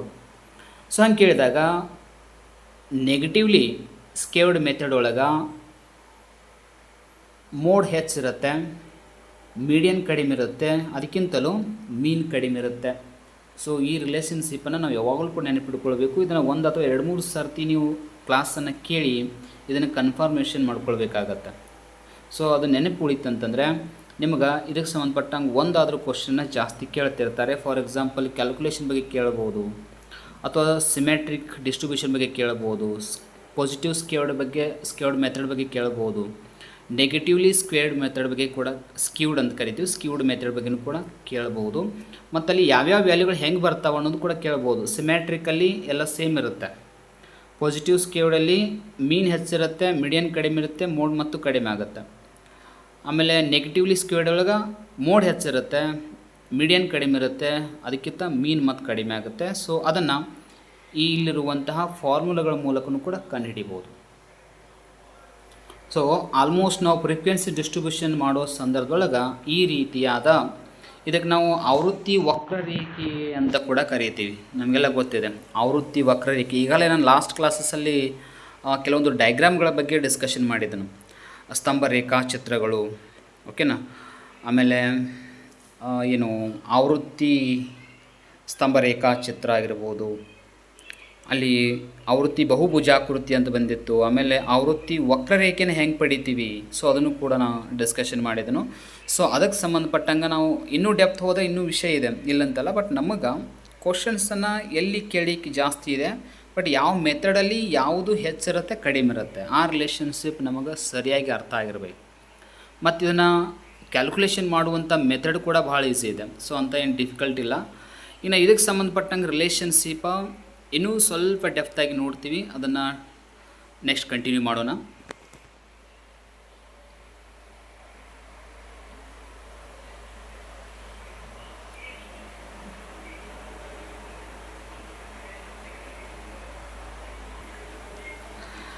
Okay, ಈಗ ಈ ಮೀನ್, ಮೀಡಿಯನ್, ಮೋಡ್ ಇವುಗಳ ನಡುವೆ ಇರುವಂಥ ರಿಲೇಷನ್ಶಿಪ್ ಇನ್ನೂ ಸ್ವಲ್ಪ ಏನು ಕ್ಯಾಲ್ಕುಲೇಷನ್ಗೆಲ್ಲ ಒಂದು ಫಾರ್ಮುಲಾಗೆ ಸಂಬಂಧಪಟ್ಟಂಗೆ ಸ್ವಲ್ಪ ವಿಷಯ ಇದೆ. ಅದನ್ನು ಡೆಪ್ತಾಗಿ ಸ್ವಲ್ಪ ನೆಕ್ಸ್ಟ್ ನೋಡೋಣ. ಅದಕ್ಕಿಂತ ಮೊದಲು ನಾವು ಇನ್ನೂ ಒಂದು ಕಾನ್ಸೆಪ್ಟನ್ನು ಡಿಸ್ಕಷನ್ ಮಾಡಿರಲಿಲ್ಲ. ಅದು ಯಾವುದು ಅಂದ್ರೆ ತೂಕಿತ ಅಂಕಗಣಿತ ಸರಾಸರಿ ಅಂಥೇಳಿ ಬರುತ್ತೆ. ವೇಟೆಡ್ ಅರ್ಥಮೆಟಿಕ್ ಮೀನ್ ಅಂತ ಕರಿತೀವಿ. ಸೊ ಇದಕ್ಕೆ ಯಾಕೆ ಇದು ಹಿಂಗೆ ಬಂತು ಅಂಥೇಳಿ ನಾವು ನೋಡಿದಾಗ ನಿಮಗೆಲ್ಲ ಗೊತ್ತಿದೆ. ಈಗಾಗಲೇ ಮೀನ್ ವ್ಯಾಲ್ಯೂವನ್ನು ನಾವು ಸ್ಟಡಿ ಮಾಡಿದ್ವಿ, ಓಕೆನಾ. ಮೀನ್ ವ್ಯಾಲ್ಯೂವನ್ನು ಸ್ಟಡಿ ಮಾಡುವಾಗ ನಾವು ಕನ್ಸಿಡರ್ ಮಾಡಿದ್ದು ಏನು ಅನ್ನೋದು ಸ್ವಲ್ಪ ಗಮನಿಸಬೇಕು. ಮೀನ್ ವ್ಯಾಲ್ಯೂವನ್ನು ನಾವು ಸ್ಟಡಿ ಮಾಡುವಾಗ ಕನ್ಸಿಡರ್ ಮಾಡಿದ್ದು ಏನು ಅಂತಂದ್ರೆ ಈ ವೇಟ್ ಅಂತ ಕರಿತಿರಲಿಲ್ಲ, ಇದಕ್ಕೆ ನಾವು ಫ್ರೀಕ್ವೆನ್ಸಿ ನಂಬರ್ ಅಂತ ಕರಿತಿದ್ವಿ. ಸೊ ಇದೆಲ್ಲ ಎಕ್ಸ್ ವ್ಯಾಲ್ಯೂ, ಇದು ಫ್ರೀಕ್ವೆನ್ಸಿ ನಂಬರ್ ಅಂತ ಕರೆದು ಇದನ್ನು ಟೋಟಲ್ ಮಾಡಿ ಅಥವಾ ಇದನ್ನು ಇಂಟು ಮಾಡ್ತೀವಿ, ಇದನ್ನು ಇಂಟು ಮಾಡಿ ಡಿವೈಡೆಡ್ ಬೈ ಏನು ಮಾಡ್ತೀವಿ ಅಂದ್ರೆ ಟೋಟಲ್ ವ್ಯಾಲ್ಯೂ ಆಫ್ ಫ್ರೀಕ್ವೆನ್ಸಿ ಅಂತೇಳಿ ಮಾಡ್ತಿದ್ವಿ. ಸೊ ಅದು ನಮಗೆ ಸಿಗ್ತಿತ್ತು. ಅದ ಸೇಮ್ ಮೆಥಡನ್ನು ಇಲ್ಲಿ ನಾವು ಅಪ್ಲೈ ಮಾಡಿದ್ರೆ ಇಲ್ಲಿ ವೇಟೇಜ್ ಅಂತ ಕೊಡಲಾಗತ್ತೆ. ಸೊ ವೇಟೇಜ್ ಅಂದರೆ ಫ್ರೀಕ್ವೆನ್ಸಿ ನಂಬರ್ ಅಂತಲೇ ಅರ್ಥ. ಇಲ್ಲಿ ನೋಡಿ, ದತ್ತಾಂಶಗಳಲ್ಲಿನ ಪ್ರತಿಯೊಂದು ದತ್ತಾಂಶಗಳಿಗೆ ತೂಕವನ್ನು ನೀಡುವ ಮೂಲಕ ಅಂತ ಆಗಬೇಕಿದು. ಪ್ರತಿಯೊಂದು ದತ್ತಾಂಶಗಳಿಗೆ ತೂಕವನ್ನು ನೀಡುವ ಮೂಲಕ ಅದರ ಸಾಪೇಕ್ಷ ಪ್ರಾಮುಖ್ಯತೆಗೆ ತಕ್ಕಂತೆ ತೂಕವನ್ನು ನಿಯೋಜಿಸಿ ಸರಾಸರಿಯನ್ನು ಕಂಡುಹಿಡಿಯುವುದನ್ನು ತೂಕ ನೀಡಿದ ಅಥವಾ ತೂಕಿತ ಅಂಕಗಣಿತ ಸರಾಸರಿ ಅಂತ ಕರಿತೀವಿ. ನಾನು ಸಿಂಪಲ್ಲಾಗಿ ಇದನ್ನು ಈ ರೀತಿಯಾಗಿ ಫಾರ್ಮುಲಾವನ್ನು ಬರೀತೀವಿ. X bar W is equal to sigma W X divide by sigma W ಅಂಥೇಳಿ. ಸೊ ಇಲ್ಲಿ ಗಮನಿಸಬಹುದು, ಇಲ್ಲಿ ಸ್ಪೆಷಲಾಗಿ ಡಬ್ಲ್ಯೂ ಅಂದ್ರೆ ವೇಟೆಡ್ ಅಂತ ಅರ್ಥ, ವೇಟ್ ತೂಕ ಅಂತ ಅರ್ಥ. ಎಕ್ಸ್ ಬಾರ್ ಅಂದ್ರೆ ಅಂಕಗಣಿತ ಸರಾಸರಿ ಅಂತ ಅನಿಸ್ಕೊಳ್ತದೆ. ಸೊ ಹಾಗಾಗಿ ಎಕ್ಸ್ ಬಾರ್ ಡಬ್ಲ್ಯೂ ಅಂದ್ರೆ ತೂಕಿತ ಅಂಕಗಣಿತ ಸರಾಸರಿ ಅಂತ ಹೇಳ್ತೀವಿ. ಇನ್ನು ಸಿಗ್ಮಾ ಡಬ್ಲ್ಯೂ ಎಕ್ಸ್ ಅಂದ್ರೆ ಡಬ್ಲ್ಯೂ ಮತ್ತು ಎಕ್ಸ್ ಮೌಲ್ಯಗಳನ್ನ ಏನು ಮಾಡಬೇಕೀಗ ಇಂಟು ಮಾಡಿ ಬಂದಂಥ ಮೌಲ್ಯಗಳನ್ನ ಕೂಡಿಸ್ಬೇಕು. ಆವಾಗ ಸಿಗ್ಮಾ ಡಬ್ಲ್ಯೂ ಎಕ್ಸ್ ಅಂತ ಸಿಗುತ್ತೆ. ಇದಾದಮೇಲೆ ಸಿಗ್ಮಾ ಡಬ್ಲ್ಯೂ ಅಂತಂದ್ರೆ ಡಬ್ಲ್ಯೂ ಮೌಲ್ಯಗಳನ್ನು ಒಟ್ಟು ಕೂಡಿಸೋದು ಅಂತ ಅರ್ಥ. ಸೊ ಫಾರ್ಮುಲಾ ತಕ್ಕಂಗೆ ನಾವು ಏನು ಮಾಡ್ತಾಯಿದ್ವಿ, ಈಗಾಗಲೇ ಒಂದು ಎಕ್ಸಾಂಪಲ್ನ ತೆಗೆದುಕೊಳ್ತಾ ಇದ್ವಿ. ಉದಾಹರಣೆಗೆ ಈಗ ಅದೇ ವಿದ್ಯಾರ್ಥಿಗಳನ್ನ ನಾವು ತೆಗೆದುಕೊಂಡ್ರೆ 10 ಅಂಕ ತೆಗೆದುಕೊಂಡವರು ಇಬ್ಬರು, 12 ಅಂಕ ತೆಗೆದುಕೊಂಡವರು 5 ಜನ, ಆಮೇಲೆ 10 ಅಂಕ ತೆಗೆದುಕೊಂಡವರು 12 ಜನ, 18 ಅಂಕ ತೆಗೆದುಕೊಂಡವರು 4 ವಿದ್ಯಾರ್ಥಿಗಳು, 20 ಅಂಕ ತೆಗೆದುಕೊಂಡವರು 7 ವಿದ್ಯಾರ್ಥಿಗಳು ಅಂತ ನಾವು ಎಕ್ಸಾಂಪಲ್ನ ತೆಗೆದುಕೊಂಡ್ರೆ ಇದಕ್ಕೆ ಅಂಕಗಣಿತ ಸರಾಸರಿನೂ ಕೂಡ ಕಂಡು ಹಿಡಿತೀವಿ. ಓಕೆನಾ, ಅದು ಕೂಡ ಆಲ್ಮೋಸ್ಟ್ ಸೇಮೇ ಇರುತ್ತೆ. ಬಟ್ ಇದಕ್ಕೆ ವೇಟೆಡ್ ಮೌಲ್ಯ ಅಂತ ನಾವು ಗುರುತಿಸ್ತೀವಿ ಅಷ್ಟೇ. ಸೊ ವೇಟೆಡ್ ಮೌಲ್ಯ ಅಂತಂದ್ರೆ ಇಲ್ಲಿ ಇನ್ನೂ ಕೂಡ ಒಂದು ಸ್ವಲ್ಪ ವಿಶೇಷವಾಗಿ ಗಮನಿಸ್ಬೋದು. ಇದಕ್ಕೆ ಫ್ರೀಕ್ವೆನ್ಸಿ ನಂಬರ್ ಅಂತ ಕರಿತಿದ್ವಿ, ಈಗ ಡಬ್ಲ್ಯೂ ಅಂತ ಗುರುತು ಮಾಡಿದ್ವಿ. ಸೊ ಹಾಗಿದ್ಮೇಲೆ ಈ ಎರಡೂ ಮೌಲ್ಯಗಳನ್ನು ಇಂಟು ಮಾಡ್ತಾಯಿದ್ವಿ, ಡಬ್ಲ್ಯೂ ಎಕ್ಸ್ ಅಂತೇಳಿ. ಹಾಗಿದ್ರೆ 10 × 12 20 ಆಗುತ್ತೆ. 12 × 5 60 ಆಗುತ್ತೆ. 15 × 12 180 ಆಗುತ್ತೆ. 18 × 4 72 ಆಗುತ್ತೆ. 20 × 7 140 ಆಗುತ್ತೆ. ಸೊ ಹಂಗಂದಮೇಲೆ ಇಲ್ಲಿ ಎರಡು ಮೌಲ್ಯಗಳು ಬೇಕು ನಮಗೀಗ, ಒಂದು ಸಿಗ್ಮಾ ಡಬ್ಲ್ಯೂ ಎಕ್ಸ್, ಒಂದು ಸಿಗ್ಮಾ ಡಬ್ಲ್ಯೂ ಅಂತ ಎರಡು ಮೌಲ್ಯಗಳು ಬೇಕು. ಈ ವೇಟ್ ಅಥವಾ ಡಬ್ಲ್ಯೂ ಮೌಲ್ಯಗಳನ್ನು ಕೂಡಿಸಿದ್ರೆ ಸಿಗ್ಮಾ ಡಬ್ಲ್ಯೂ ಆಗುತ್ತೆ, ಡಬ್ಲ್ಯೂ ಎಕ್ಸ್ ಕೂಡಿಸಿದ್ರೆ ಸಿಗ್ಮಾ ಡಬ್ಲ್ಯೂ ಎಕ್ಸ್ ಸಿಗುತ್ತೆ. ಅದನ್ನು ಸೇಮ್ ಇದೇ ಫಾರ್ಮುಲಾ ಹಾಕಿದರೆ 472 ಡಿವೈಡ್ ಬೈ 30 ಅಂತ ಮಾಡಿದರೆ 15.7 ಅಂತ ಆನ್ಸರ್ ಬರುತ್ತೆ. ಈಗ ಇದು ಒಂದು ರೀತಿಯಾದ ಸರಾಸರಿ ವಿಧಾನವೇ ಹೌದು, ಒಂದು ರೀತಿ ಅಂಕಗಣಿತ ಸರಾಸರಿ ವಿಧಾನವೇ ಹೌದು. ಆದರೆ ಅಲ್ಲಿ ಎಫ್ ಮೌಲ್ಯಕ್ಕೆ ಬದಲಾಗಿ ನಾವು ಅವುಗಳಿಗೆ ತೂಕ ಅಂತ ನಿರ್ಧಾರ ಮಾಡ್ತೀವಿ, ತೂಕಕ್ಕೆ ಅನುಗುಣವಾಗಿ. ಹಾಗಾದರೆ ಕೆಲವೊಂದು ಪ್ರಾಡಕ್ಟ್ ಮೆಥಡ್ಗಳಿಗೆ ಯೂಸ್ ಮಾಡ್ಬೋದು. ಓಕೆನಾ, 10 kg ಇರುವಂತಹ ಉತ್ಪನ್ನಗಳು 2 ಅದಾವ. ಸೊ ಈ ರೀತಿಯಾಗಿ ಎಕ್ಸಾಂಪಲ್ ಕೂಡ ಕನ್ಸಿಡರ್ ಮಾಡ್ತೀವಿ ನಾವು. 12 kg ಇರುವಂಥ ವಸ್ತುಗಳು 5 ಅದಾವ. ಆಮೇಲೆ 15 kg ಇರುವಂತಹ ವಸ್ತುಗಳು 12 ಅದಾವ. ಆಮೇಲೆ 18 kg ಇರುವಂಥ ವಸ್ತುಗಳು 4, 20 kg ಇರುವಂಥವು 7 ಅದಾವ. ಹಾಗಿದ್ಮೇಲೆ ಟೋಟಲ್ ಆ ವಸ್ತುಗಳ ಸಂಖ್ಯೆ ಎಷ್ಟಿದೆ? 30 ಆಯಿತು. ಹಾಗಿದ್ಮೇಲೆ ತೂಕ ಎಷ್ಟಿದೆ? Value X. ತೂಕ ಮತ್ತು ಅವುಗಳ ಸಂಖ್ಯೆಯಿಂದ ಗುಣಿಸಿದಾಗ ಸಿಗುವಂಥ ಮೌಲ್ಯನ ಡಬ್ಲ್ಯೂ ಎಕ್ಸ್ ಆಗುತ್ತೆ. ಅವಾಗೇನು ಮಾಡ್ತೀವಿ, ಈ ಬಂದಂಥ ಮೌಲ್ಯವನ್ನು ಕೂಡಿಸಿ ಅದರಿಂದ ಈ ಉತ್ಪನ್ನಗಳ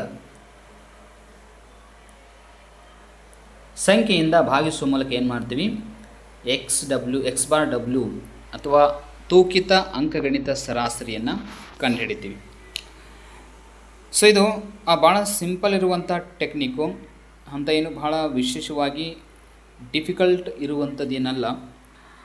ಆದರೆ ವಿಶೇಷವಾಗಿ ಗಮನಿಸಬೇಕು, ಇದನ್ನು ಕೂಡ ಕೆಲವೊಂದು ಕಡೆ ಏನು ಮಾಡ್ತಿರ್ತಾರೆ, ಕೇಳ್ತಿರ್ತಾರೆ. ಆ ಫಾರ್ಮುಲಾ ಆಗಿರ್ಬೋದು ಅವ್ರನ್ನೂ ಕೂಡ ಕೇಳ್ತಿರ್ತಾರೆ.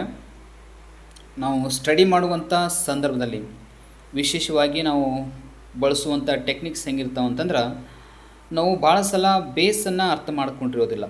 ಬೇಸ್ ಅಂದರೆ ಏನು ಅಂತಂದ್ರೆ ನಾವು ಸ್ಟಡಿ ಮಾಡುವಂಥ ಸಂದರ್ಭದಲ್ಲಿ ನಾವು ಯಾವುದೇ ಒಂದು ಸಬ್ಜೆಕ್ಟನ್ನು ನೀವು ಕನ್ಸಿಡರ್ ಮಾಡ್ಬೋದು. ಫಾರ್ ಎಕ್ಸಾಂಪಲ್ ಈಗ ನೋಡಿ, ಎಕನಾಮಿಕ್ಸ್ ಅಂತ ಬಂದಾಗ ಈಗ ಫಾರ್ ಎಕ್ಸಾಂಪಲ್ ಮೈಕ್ರೋ ಎಕನಾಮಿಕ್ಸ್, ಈ ಕೆಲವರು ಕೇಳ್ತಾ ಇರ್ತಾರೆ ಮೈಕ್ರೋ ಎಕನಾಮಿಕ್ಸ್ ಏನಾಗುತ್ತೆ ಅಂತಂದ್ರೆ ಸ್ಟಾರ್ಟಿಂಗ್ ನಮಗೆ ಕಾನ್ಸೆಪ್ಟ್ಗಳು ಈಸಿ ಆಗ್ತವೆ. ಓಕೆನಾ, ಕಾನ್ಸೆಪ್ಟ್ಗಳು ಈಸಿ ಅನ್ನಿಸ್ತಾವೆ, ಆಮೇಲೆ ಅವ್ನು ನೆನಪಿಟ್ಕೊಳ್ಳೋದೇ ಕಷ್ಟ ಅಂತ ಹೇಳ್ತಿರ್ತಾರೆ micro economics concept.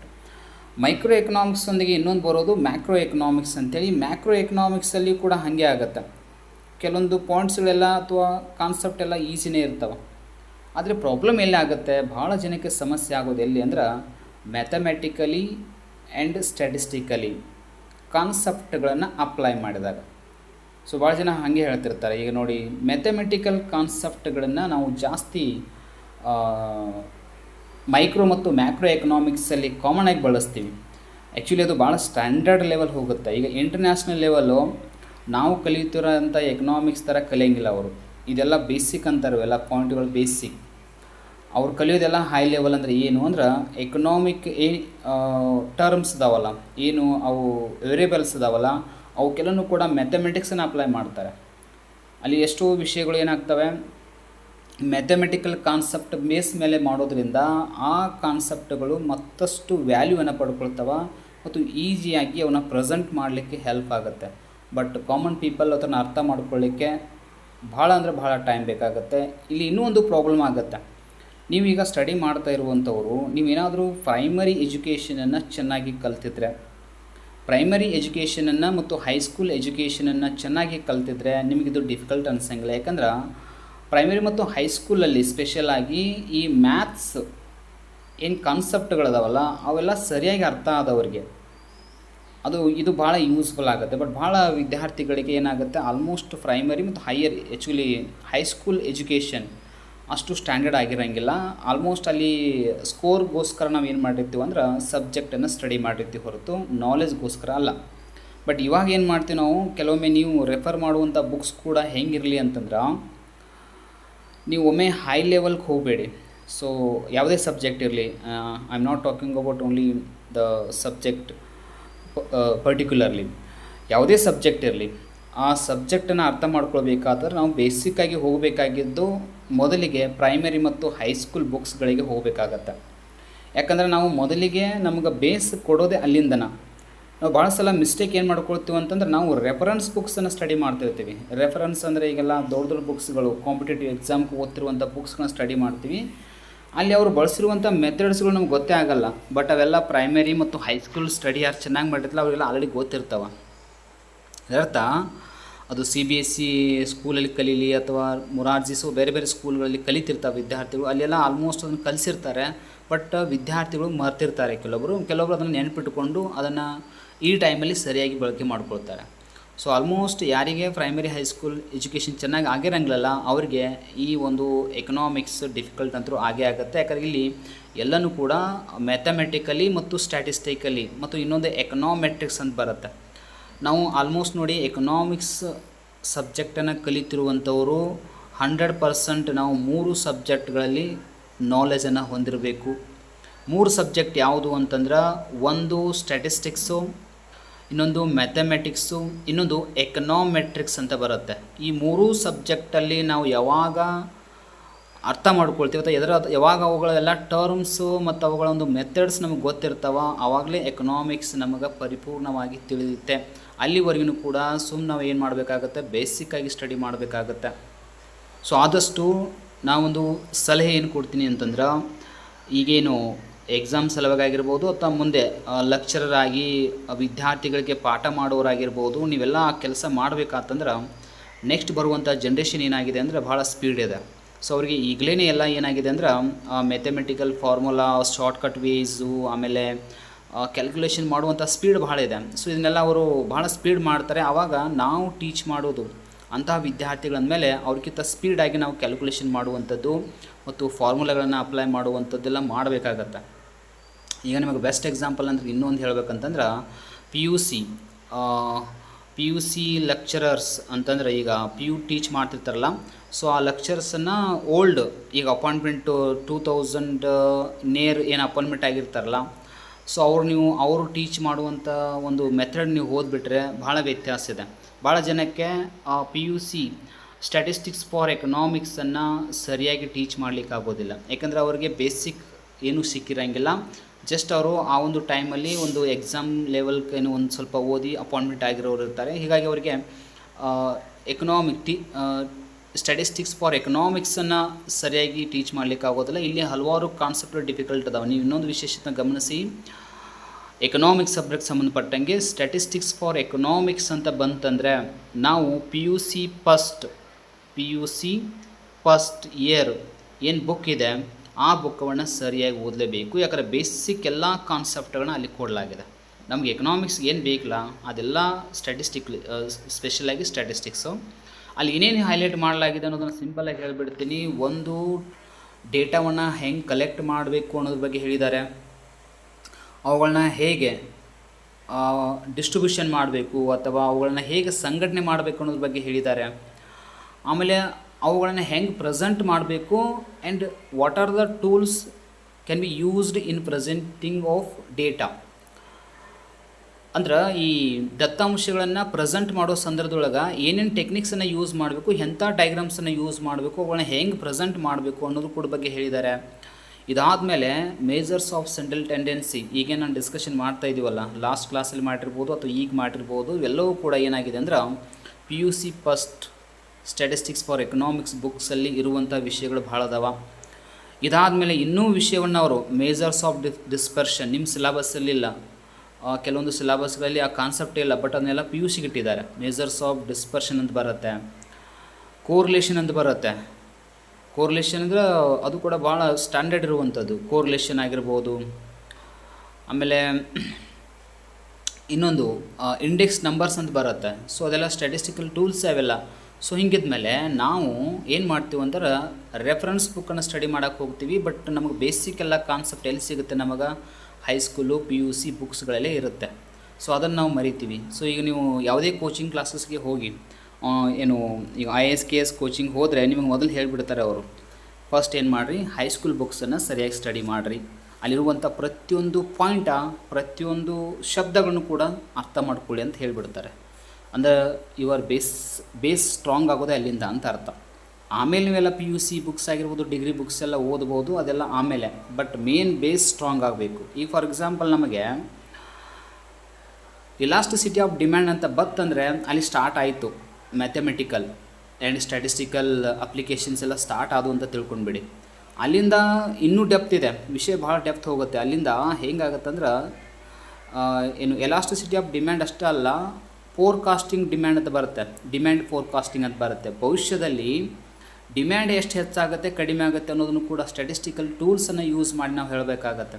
ಹಾಗಿದ್ಮೇಲೆ we have to be remember what is the importance of mathematics, statistics and econometrics, especially in economics, and understanding the relationship and applications of economic theories. ಇವೆಲ್ಲ ಭಾಳ important ಆಗುತ್ತವೆ. So ಇವನನ್ನು ಯಾವಾಗ ನಾವು ಸರಿಯಾಗಿ study ಮಾಡ್ತೀವಲ್ಲ ಆವಾಗ ನಮಗೆ ಎಕನಾಮಿಕ್ಸ್ ಏನಾಗುತ್ತೆ, ನೆನಪುಳಿಯುತ್ತೆ. ಇನ್ನೊಂದು ಹೇಳ್ಬೇಕಂದ್ರೆ ನೆನಪುಳಿಯುತ್ತೆ. ಮೇನ್ ಇಂಪಾರ್ಟೆಂಟ್ ನೆನಪುಳಿಬೇಕಾತಂದ್ರೆ ನಮಗೆ ಕಾನ್ಸೆಪ್ಟ್ ಕ್ಲಿಯರ್ ಇರಬೇಕು. ಕಾನ್ಸೆಪ್ಟ್ ಕ್ಲಿಯರ್ ಮಾಡಿದ್ರೆ ನಾವು ನೆನಪಿಟ್ಕೊಳ್ತೀವಿ ಅಂದ್ರೆ ಇಟ್ ಈಸ್ ಇಂಪಾಸಿಬಲ್. ಯಾಕಂದ್ರೆ ಅದು ಸಾಧ್ಯನೇ ಆಗೋದಿಲ್ಲ. ಅದಕ್ಕೆ ಬೇಸನ್ನು ಸ್ಟ್ರಾಂಗ್ ಮಾಡಬೇಕಂದ್ರೆ ನೀವೇನು ಮಾಡಬೇಕು, ಪಿ ಯು ಸಿ ಬುಕ್ಸ್ಗಳನ್ನ ಓದಿ. ಪಿ ಯು ಸಿ ಬುಕ್ಕಲ್ಲಿ second P U C book NCERT books ಇದಾವೆ, ನಿಮಗೆಲ್ಲ ಗೊತ್ತಿದೆ. ಆ NCERT ಬುಕ್ಸ್ ಅಟ್ ಈಸಿಲಿ ಅರ್ಥ ಆಗೋದಿಲ್ಲ. So it will take time. ಯಾಕಂತಂದ್ರೆ NCERT book micro economics and macro economics, whether it is in Kannada medium or English medium, whatever it may be, which is compatible to you, you can read it. But one thing is very important, ನಾವು ಏನು ವಿಚಾರ ಮಾಡ್ತಾ ಇದೀವಿ ಅಂತಂದ್ರೆ ಕನ್ನಡ ಮೀಡಿಯಮಲ್ಲಿ ನಮಗೆ comfortable ಆದರೆ Kannada medium ಓದೋದು ಏನು ತೊಂದರೆ ಇಲ್ಲ. ಬಟ್ ಆದಷ್ಟು ಇಂಗ್ಲೀಷ್ ಮೀಡಿಯಮಲ್ಲಿ ಕೂಡ ನೋಡ್ಕೊಳ್ಬೇಕಾಗತ್ತೆ. ಯಾಕಂದರೆ ಇಂಗ್ಲೀಷ್ ಮೀಡಿಯಮಲ್ಲಿರುವಂಥ ವರ್ಡ್ಸು ಅವು ಮ್ಯಾಟ್ರ್ ಆಗ್ತಾವೆ. ಯಾಕಂದರೆ ನೆಕ್ಸ್ಟ್ ರೆಫರೆನ್ಸ್ ಬುಕ್ಸ್ ಎಲ್ಲ ಏನು ಮಾಡ್ತಾರೆ, ರೆಫರೆನ್ಸ್ ಬುಕ್ಸ್ಗಳಲ್ಲಿ ಜಾಸ್ತಿ ಅವನನ್ನೇ ಹೈಲೈಟ್ ಮಾಡ್ತಿರ್ತಾರೆ, ಅಂಥ ಶಬ್ದಗಳನ್ನೇ ಬಳಸ್ತಿರ್ತಾರೆ. ಅದಕ್ಕೆ ನಾವು ನೋಡ್ಕೊಳ್ಬೇಕಾದಂಥ ವಿಷಯ ಏನು ಅಂತಂದ್ರೆ, ನಾವು ಎಕನಾಮಿಕ್ಸನ್ನು ಸ್ಟಡಿ ಮಾಡುವಂಥ ಸಂದರ್ಭದಲ್ಲಿ ಇವುಗಳನ್ನು ಬೇಸಿಕ್ಕಾಗಿ ನಾವು ನೋಡಿಕೊಳ್ಳೇಬೇಕಾಗತ್ತೆ. ಈಗ ಫಾರ್ ಎಕ್ಸಾಂಪಲ್ ನೀವು ಕಾಂಪಿಟೇಟಿವ್ ಬೇಸಲ್ ಮೇಲೆ ಸ್ಟ್ಯಾಟಿಸ್ಟಿಕ್ಸನ್ನು ಓದೋದು ಬೇರೆ, ಟೀಚಿಂಗ್ ಪರ್ಪಸ್ ಓದೋದು ಬೇರೆ ಆಗುತ್ತೆ. ಓಕೆನಾ. ಟೀಚಿಂಗ್ ಪರ್ಪಸ್ ಅಂದರೆ after appointment you have to go for teaching, ಅದು ಹೋಗಬೇಕಾಗತ್ತೆ. ಸೊ ಹಂಗಂದಮೇಲೆ ನಾವು ಟೀಚಿಂಗ್ ಲೆವೆಲ್ಗೆ ಚೆನ್ನಾಗಿ ಓದಿಬಿಟ್ರೆ ಆಲ್ಮೋಸ್ಟ್ ಇದು ಕಾಂಪಿಟೇಟಿವ್ ಎಕ್ಸಾಮ್ಗೆ ಹೆಲ್ಪ್ ಆಗಿಬಿಡತ್ತೆ. ಸೊ ಸಬ್ಜೆಕ್ಟನ್ನು ಕೂಡ ಹಾಗೆ ಓದ್ತಿರ್ಬೇಕು ನಾವು. ಮೈಕ್ರೋ ಮತ್ತು ಮ್ಯಾಕ್ರೋವನ್ನು ಓದುವಂಥ ಸಂದರ್ಭದಲ್ಲಿ ಅಲ್ಲಿ ಎಷ್ಟೋ ವಿಷಯಗಳು ಭಾಳ ರಿಲೇಷನ್ಶಿಪ್ ನಮಗೆ ಭಾಳ ಗೊಂದಲ ಮಾಡ್ತಾ ಇರ್ತಾವೆ. ಅದರಲ್ಲಿ ಮ್ಯಾಕ್ರೋ ಎಕನಾಮಿಕ್ಸಲ್ಲಿ ಕೂಡ ಎಷ್ಟೋ ಥಿಯರೀಸ್ಗಳು ನಮಗೆ ಅಂಡರ್ಸ್ಟ್ಯಾಂಡಿಂಗ್ ಆಗೋದಿಲ್ಲ. ಅದರಲ್ಲಿ ಗ್ರೋತ್ ಆ್ಯಂಡ್ ಡೆವಲಪ್ಮೆಂಟ್ ಎಕನಾಮಿಕ್ಸಲ್ಲಿ ಕೂಡ ಎಷ್ಟೋ ಥಿಯರೀಸ್ಗಳು ಬರ್ತಾವೆ. ಅಲ್ಲೆಲ್ಲನೂ ಆಲ್ಮೋಸ್ಟ್ ಮ್ಯಾಥಮೆಟಿಕಲಿ ಫಾರ್ಮುಲಾಗಳನ್ನ ಯೂಸ್ ಮಾಡಿದ್ದಾರೆ. ಹಂಗೆ ನೋಡಿದ್ರೆ ನಮ್ಮ ಕನ್ನಡ ಬುಕ್ಸ್ಗಳಲ್ಲಿ ಏನು ಮಾಡ್ತಾರೆ, ಆ ಮ್ಯಾಥಮೆಟಿಕ್ ಫಾರ್ಮುಲಾಗಳನ್ನು ರೆಡ್ಯೂಸ್ ಮಾಡ್ತಾರೆ. ಇದೊಂದು ನಿಮಗೆ ಗೊತ್ತಿರಲಿ. ಇಂಗ್ಲೀಷ್ ಮೀಡಿಯಮ್ ಬುಕ್ಸ್ಗಳನ್ನ ನೋಡ್ಕೊಂಡ್ಬಿಟ್ರೆ ಅಲ್ಲಿ ಒಂದು 100% ಮ್ಯಾಥಮೆಟಿಕ್ ಟೂಲ್ಸನ್ನು ಅಥವಾ ಅವುಗಳ ಅಪ್ಲಿಕೇಶನ್ಸನ್ನು ಅಪ್ಲೈ ಮಾಡಿದರೆ ಅದರಲ್ಲೊಂದು 10% ಮಾತ್ರ ಏನು ಮಾಡ್ತಾರೆ, ಕನ್ನಡ ಮೀಡಿಯಮ್ಗಳಲ್ಲಿ ಅಪ್ಲೈ ಮಾಡಿ ನಮಗೆ ವಿಷಯವನ್ನು ತಿಳಿಸ್ಕೊಟ್ಟಿರ್ತಾರೆ. ಬಟ್ ಅಲ್ಲಿ KSET ಮತ್ತು ನೆಟ್ ಎಕ್ಸಾಮ್ಗಳಲ್ಲಿ, ಓಕೆನಾ, KSET ಮತ್ತು ನೆಟ್ ಎಕ್ಸಾಮ್ಗಳಲ್ಲಿ ಅವರೆಲ್ಲ ರೆಫರೆನ್ಸ್ ಬುಕ್ಗಳಲ್ಲಿ ಏನಿರುತ್ತೆ ವಿಷಯಗಳಂದ್ರೆ ಅವ್ರು ಹೈಲೈಟ್ ಮಾಡ್ತಾರೆ. ಅಂದರೆ ಅಲ್ಲಿ ಫಾರ್ಮುಲಾಗಳು ನಾವು ನೋಡೇ ಇರೋದಿಲ್ಲ, ಎಲ್ಲಿ ಕೂಡ ಕೇಳೇ ಇರೋದಿಲ್ಲ. ಇದೆಲ್ಲ ಭಾಳ ಜನಕ್ಕೆ ಎಕ್ಸ್ಪೀರಿಯನ್ಸ್ ಕೂಡ ಆಗಿರುತ್ತೆ. KSET ಮತ್ತು ನೆಟ್ ಎಕ್ಸಾಮ್ಗೆ ಅಟೆಂಡ್ ಆದವ್ರಿಗೆ, ಸ್ಪೆಷಲಾಗಿ ನೆಟ್ ಎಕ್ಸಾಮ್ಗೆ ಅಟೆಂಡ್ ಆದವ್ರಿಗಂತೂ ಭಾಳ ವಿಶೇಷವಾಗಿ ಎಕ್ಸ್ಪೀರಿಯನ್ಸ್ ಆಗಿರುತ್ತೆ. ಯಾಕಂತಂದ್ರೆ ಅಲ್ಲಿ ಕೆಲವೊಂದು ಕ್ವಶನ್ಸ್ಗಳು ಅರ್ಥನೇ ಆಗೋದಿಲ್ಲ. ಓಕೆನಾ. ಯಾಕೆ ಅರ್ಥ ಆಗೋದಿಲ್ಲ ಅಂದರೆ ನಾವು ಓದಿರುವಂಥ ಬುಕ್ಸೇ ಬೇರೆ, ಬಟ್ ಅಲ್ಲಿ ಅವರು ಆ ಕೆಲವೊಂದು ಬುಕ್ಸ್ಗಳನ್ನು ಅವರು ಹಂಗಂತ ತಿಳ್ಕೊಂಡು ಅಲ್ಲಿ ಕ್ವಶನ್ ಪೇಪರ್ ತೆಗೆಯೋರು ಇದೇ ಇದನ್ನೇ ಓದಿ ಅಂತ ಯಾವತ್ತೂ ಕೂಡ ನಿಮ್ಗೆ ಸಜೆಸ್ಟ್ ಮಾಡೋದಿಲ್ಲ. ಇಟ್ ಈಸ್ ಅ ಮ್ಯಾಟರ್ ಅಂದರೆ ಬುಕ್ತು ಮುಗೀತು, ಅದು ಯಾವ್ದು ಬುಕ್ಕಿನಲ್ಲೇ ಬರಲಿ ಅದು ಮ್ಯಾಟ್ರನ್ನೇ. ಸೊ ಅದಕ್ಕೆ ಇದೇ ಬುಕ್ಕ ಓದಂತ ತಿಳ್ಕೊಂಡು ಯಾವಾಗಲೂ ಕೂಡ ಕ್ವಶನ್ ಪೇಪರ್ ತೆಗೆಯೋರು ನಿಮಗೆ ಸಜೆಸ್ಟ್ ಮಾಡೋದಿಲ್ಲ.